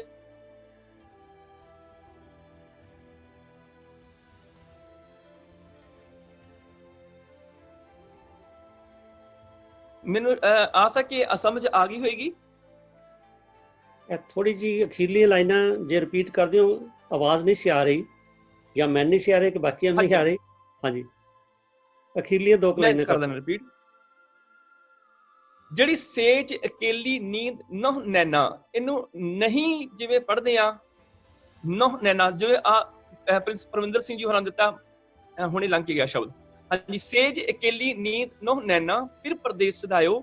ਇਹ ਨਹੀਂ ਦਾ ਹੀ ਜਿਹੜਾ ਹੈ ਇਹ ਰੂਪ ਹੈਗਾ ਵੈ। ਇਹ ਜਿਹੜਾ ਸ਼ਬਦ ਹੈਗਾ ਉੱਤਰਵਰਤੀ ਭਾਖਾ ਦੇ ਵਿੱਚ ਲਿਖਿਆ ਹੋਇਆ ਹੈ, ਜਿਹਦੇ ਵਿੱਚ ਰਾਜਸਥਾਨੀ, ਬਿਹਾਰੀ, ਅਵਧੀ, ਖੜੀ ਬੋਲੀ ਤੇ ਬ੍ਰਿਜ, ਆ ਜਿਹੜੀਆਂ ਉੱਤਰਵਰਤੀ ਭਾਖਾ ਨੇ, ਇਹਨਾਂ ਵਿੱਚ ਨਹੀਂ ਦੀ ਥਾਂ ਤੇ ਨੌ ਲਫ਼ਜ਼ ਜਿਹੜਾ ਉਹ ਮੰਨਿਆ ਜਾਂਦਾ ਵੈ। ਹੁਣ ਜਿਹੜਾ ਇਹ ਸ਼ਬਦ ਹੈਗਾ ਖਾਸ ਕਰਕੇ ਸੇਜ ਇਕੇਲੀ ਨੀਂਦ ਨਹੁ ਨੈਣਾ, ਮੈਂ ਕਿਹਨੂੰ ਸ਼ਬਦ ਕੱਢ ਲਵਾਂ, ਫਿਰ ਪ੍ਰਦੇਸ ਸਦਾਇਓ। ਹੁਣ ਇਸ ਸ਼ਬਦ ਦੇ ਵਿੱਚ ਜਿਹੜਾ ਇਹ ਸਾਰੇ ਲਫ਼ਜ਼ ਜਿਹੜੇ ਨੇ, ਡਰਾਇਓ, ਦਾਮਨ, ਦਾਮਨ ਤੇ ਡਰਾਇਓ ਉੱਤਰਵਰਤੀ ਭਾਸ਼ਾ ਦੇ ਲਫ਼ਜ਼ ਹੈਗੇ ਨੇ। ਇਸ ਤੋਂ ਇਲਾਵਾ ਇੱਕ ਕੋਸਰੋ ਸਿੱਧ ਕਰਤ ਲਾਲ ਤਬ, ਇੱਕ ਕੋਸਰੋ, ਉਹ ਦੀ ਬਜਾਏ ਕੋਸਰੋ ਲਫ਼ਜ਼ ਵਰਤ ਲਿਆ ਗਿਆ। ਕੋਸਰੋ ਲਫ਼ਜ਼ ਜਿਹੜਾ ਉੱਤਰਵਰਤੀ ਭਾਸ਼ਾ ਦਾ ਹੈਗਾ। ਤਬ ਚਤੁਰ ਪਾਤਰੋ ਆਇਓ, ਪੱਤਰ ਨਹੀਂ ਕਿਹਾ ਇੱਥੇ, ਪਾਤਰੋ ਕਹਿ ਦਿੱਤਾ, ਚਤੁਰ ਪਾਤਰੋ ਆਇਓ। ਹੁਣ ਪਾਤਰੋ ਜਿਹੜਾ ਇਹ ਉੱਤਰਵਰਤੀ ਭਾਸ਼ਾ ਦਾ ਸ਼ਬਦ ਹੈਗਾ। ਉੱਤਰਵਰਤੀ ਭਾਸ਼ਾ ਵਿੱਚ ਰਾਜਸਥਾਨੀ, ਬਿਹਾਰੀ, ਅਵਧੀ, ਖੜੀ ਬੋਲੀ ਤੇ ਬ੍ਰਿਜ ਭਾਸ਼ਾ ਆ ਜਾਂਦੀਆਂ ਨੇ, ਜਿਹਦੇ ਵਿੱਚ ਸੰਸਕ੍ਰਿਤ ਦਾ ਪ੍ਰਕਿਰਤਿਕ ਰੂਪ ਜਿਹੜਾ ਨਹਿ, ਤੇ ਨਹਿ ਤੋਂ ਇਹਦਾ ਰੂਪ ਉੱਤਰਵਰਤੀ ਭਾਸ਼ਾ 'ਚ ਨਹੁ ਬਣ ਗਿਆ। ਇਸ ਕਰਕੇ ਇਹਦਾ ਉਚਾਰਨ ਹੋਏਗਾ ਸੇਜ ਇਕੇਲੀ ਨੀਂਦ ਨਹੁ ਨੈਣਾ ਫਿਰ ਪ੍ਰਦੇਸ ਸਦਾਇਓ। ਹਾਹਾ ਬਿਲਕੁਲ ਹਲਕਾ ਜਿਹਾ ਬੋਲਿਆ ਜਾਏਗਾ, ਜ਼ਿਆਦਾ ਨਹੀਂ, ਨੀਂਦ ਨਹੁ ਨੈਣਾ ਇਸ ਤਰ੍ਹਾਂ ਇਹਦਾ, ਤੇ ਇਹਦਾ ਨਿਖੇਧ ਬੋਧਕ ਅਰਥ ਨਹੀਂ ਹੀ ਹੋਏਗਾ। ਇਸ ਤਰ੍ਹਾਂ ਗੁਰਬਾਣੀ 'ਚ ਨਹੀਂ ਦੇ ਹੋਰ ਬਹੁਤ ਸਾਰੇ ਰੂਪ ਆਉਂਦੇ ਨੇ। ਨਹੀਂ ਵੀ ਆਉਂਦਾ ਵੈ, ਨੰਨੇ ਕੰਨਾਂ ਨਾਲ ਨਾ ਵੀ ਆਉਂਦਾ ਹੈ, ਕੱਲਾ ਨੰਨਾ ਵੀ ਆ ਜਾਂਦਾ ਹੈ, ਨੰਨਾ ਹਾਹਾ ਨਹਿ ਵੀ ਆ ਜਾਂਦਾ ਹੈ, ਨੰਨਾ ਹਾਹੇ ਨੂੰ ਸਿਹਾਰੀ ਵੀ ਆ ਜਾਂਦਾ ਹੈ, ਨੰਨੇ ਨੂੰ ਕੰਨਾ ਤੇ ਹਾਹੇ ਨੂੰ ਬਿਹਾਰੀ ਨਾ ਹੀ ਵੀ ਆ ਜਾਂਦਾ ਵੈ। ਇਹ ਨਿਖੇਧ ਬੋਧਕ ਉਸੇ ਦਾ ਰੂਪ ਨਹੁ ਹੈਗਾ ਜੀ। ਹਾਂਜੀ, ਬਹੁਤ ਸ਼ੁਕਰੀਆ ਜੀ। ਗਿਆਨੀ ਅਮਰਪਾਲ ਸਿੰਘ ਜੀ ਨੇ ਬਹੁਤ ਹੀ ਵਿਸਥਾਰ ਸਹਿਤ ਦੱਸਿਆ। ਅਸੀਂ ਇਹਨਾਂ ਦੇ ਧੰਨਵਾਦੀ ਹਾਂ। ਸਤਿਗੁਰੂ ਕਿਰਪਾ ਕਰਨ, ਇਹਨਾਂ ਦੀ ਸੇਵਾ ਤੋਂ ਸਿੱਖ ਪੰਥ ਲਾਭ ਉਠਾਵੇ। ਇਹਨਾਂ ਦੀਆਂ YouTube ਤੇ ਜੋ ਜਪਜੀ ਸਾਹਿਬ ਦਾ ਸ਼ੁੱਧ ਉਚਾਰਨ ਔਰ ਸੁਖਮਨੀ ਸਾਹਿਬ ਦਾ ਸ਼ੁੱਧ ਉਚਾਰਨ, ਉਹ ਵੀ ਅਸੀਂ ਸੁਣ ਰਹੇ ਹਾਂ, ਬਹੁਤ ਵਧੀਆ। ਔਰ ਆਪਣੇ ਜਿਹੜੇ ਸਾਡੇ ਗਰੁੱਪਸ ਨੇ ਉਹਨਾਂ ਵਿੱਚ ਅਸੀਂ ਸਰਕੂਲੇਟ ਕੀਤਾ, ਕਾਫੀ ਸਲਾਹਿਆ। ਸਤਿਗੁਰੂ ਜੀ ਸਭ ਤੇ ਕਿਰਪਾ ਬਣਾਈ ਰੱਖਣ। ਤੋਂ ਸਮਾਂ ਹੋ ਗਿਆ, ਤੇ ਜਿਹੜੇ ਕੋਈ ਕੁਐਸਚਨ ਰਹਿ ਗਏ ਨੇ, ਉਹ ਆਪਾਂ 2-3 ਕੁਐਸਚਨ ਰਹਿ ਗਏ ਨੇ, ਉਹ ਆਪਾਂ ਅਗਲੇ ਹਫਤੇ ਕੋਸ਼ਿਸ਼ ਕਰਾਂਗੇ ਵੀ ਉਹਨਾਂ ਚੋਂ ਜਿਹੜੇ ਲੈ ਸਕੀਏ। ਤੋਂ ਜਿਨ੍ਹਾਂ ਦੇ ਕੁਐਸਚਨ ਨਹੀਂ ਲੈ ਜਾ ਸਕੇ ਉਹਨਾਂ ਕੋਲੋਂ ਆਪਾਂ ਦੁਆ ਜੋੜ ਕੇ ਖਿਮਾ ਮੰਗਦੇ ਹਾਂ। ਇੱਕ ਵਾਰੀ ਫੇਰ ਬੇਨਤੀ ਕਰਾਂਗਾ ਕਿ ਹਰ ਰੋਜ਼ ਜਿਹੜਾ ਟੌਪਿਕ ਜਿਹੜੇ ਵੀ ਚੱਲਦਾ, ਕਿਰਪਾ ਕਰਕੇ ਪੂਰਾ ਸਮਾਂ ਉਸ ਟੌਪਿਕ ਨੂੰ ਦਿੱਤਾ ਜਾਵੇ, ਤੇ ਕੁਐਸਚਨ ਆਨਸਰ ਜਿਹੜੇ ਨੇ ਜਾਂ ਤਾਂ ਜ਼ੂਮ ਗਰੁੱਪ ਚੈਟ ਲਿਖੇ ਜਾਣ ਜਾਂ ਫਿਰ ਬਾਅਦ ਵਿੱਚ ਉਹਨਾਂ ਨੂੰ ਆਪਾਂ WhatsApp ਤੇ ਭੇਜ ਸਕਦੇ ਹਾਂ, ਤਾਂ ਜੇ ਰੋਜ਼ ਦਾ ਜਿਹੜਾ ਸਮਾਂ 1 ਘੰਟੇ ਦਾ ਉਹ ਪੂਰਨ ਤੌਰ ਤੇ ਉਸੇ ਵਿਸ਼ੇ ਨੂੰ ਸਮਰਪਿਤ ਹੋ ਜਾਏ। ਤੇ ਕੁਐਸਚਨ ਆਨਸਰ ਕਰਕੇ ਜੇ ਆਪਾਂ ਬਾਅਦ 'ਚ ਕਰਦੇ ਹਾਂ 10 ਵਜੇ ਤੋਂ ਬਾਅਦ, ਫਿਰ ਕਈਆਂ ਦੀ ਕਮਿਟਮੈਂਟਸ ਹੁੰਦੀਆਂ ਨੇ, ਤੇ ਉਹ ਵੀ ਨਾਲੇ ਦੇਖਣ 'ਚ ਆਇਆ ਵੀ ਜਿਸ ਵੇਲੇ 10 ਤੋਂ ਬਾਅਦ ਅਸੀਂ ਐਕਸਟੈਂਡ ਕਰਦੇ ਹਾਂ ਤੇ ਤਕਰੀਬਨ 25-30% ਜਿਹੜੇ ਸਾਡੇ ਪਾਰਟਿਸਪੈਂਟਸ ਨੇ ਉਹ ਚਲੇ ਜਾਂਦੇ। ਇਹਦਾ ਮਤਲਬ ਵੀ ਸਾਰਿਆਂ ਨਾਲ ਸਾਂਝ ਨਹੀਂ ਪਾ ਰਹੇ। ਤਾਂ ਮੇਰੀ ਬੇਨਤੀ ਇਹੀ ਹੈ ਕਿ 6 ਦਿਨ ਆਪਾਂ ਸਿਰਫ ਸੁਣਿਆ ਕਰੀਏ ਔਰ ਕੁਐਸਚਨਸ ਆਪਣੇ ਇਕੱਠੇ ਕਰੀ ਜਾਈਏ। ਇੱਕ ਦਿਨ ਜਿਹੜਾ ਮੰਡੇ ਦਾ ਉਹ ਆਪਾਂ ਸਵਾਲ ਜਵਾਬਾਂ ਲਈ ਰੱਖਿਆ, ਉਹਨੂੰ ਅਦਲੀ ਵਰਤੇ ਜਾਈਏ। ਆਸ ਹੈ ਬੇਨਤੀਆਂ ਪ੍ਰਵਾਨ ਕਰੋਗੇ। ਆਪ ਜੀ ਸਭ ਦਾ ਔਰ ਜਿਹੜੇ ਪੈਨਲਿਸਟ ਨੇ ਉਹਨਾਂ ਦਾ ਵੀ ਔਰ ਸੰਗਤ ਦਾ ਵੀ ਬਹੁਤ ਬਹੁਤ ਧੰਨਵਾਦ ਹੈ ਜੀ। ਵਾਹਿਗੁਰੂ ਜੀ ਕਾ ਖਾਲਸਾ, ਵਾਹਿਗੁਰੂ ਜੀ ਕੀ ਫਤਿਹ।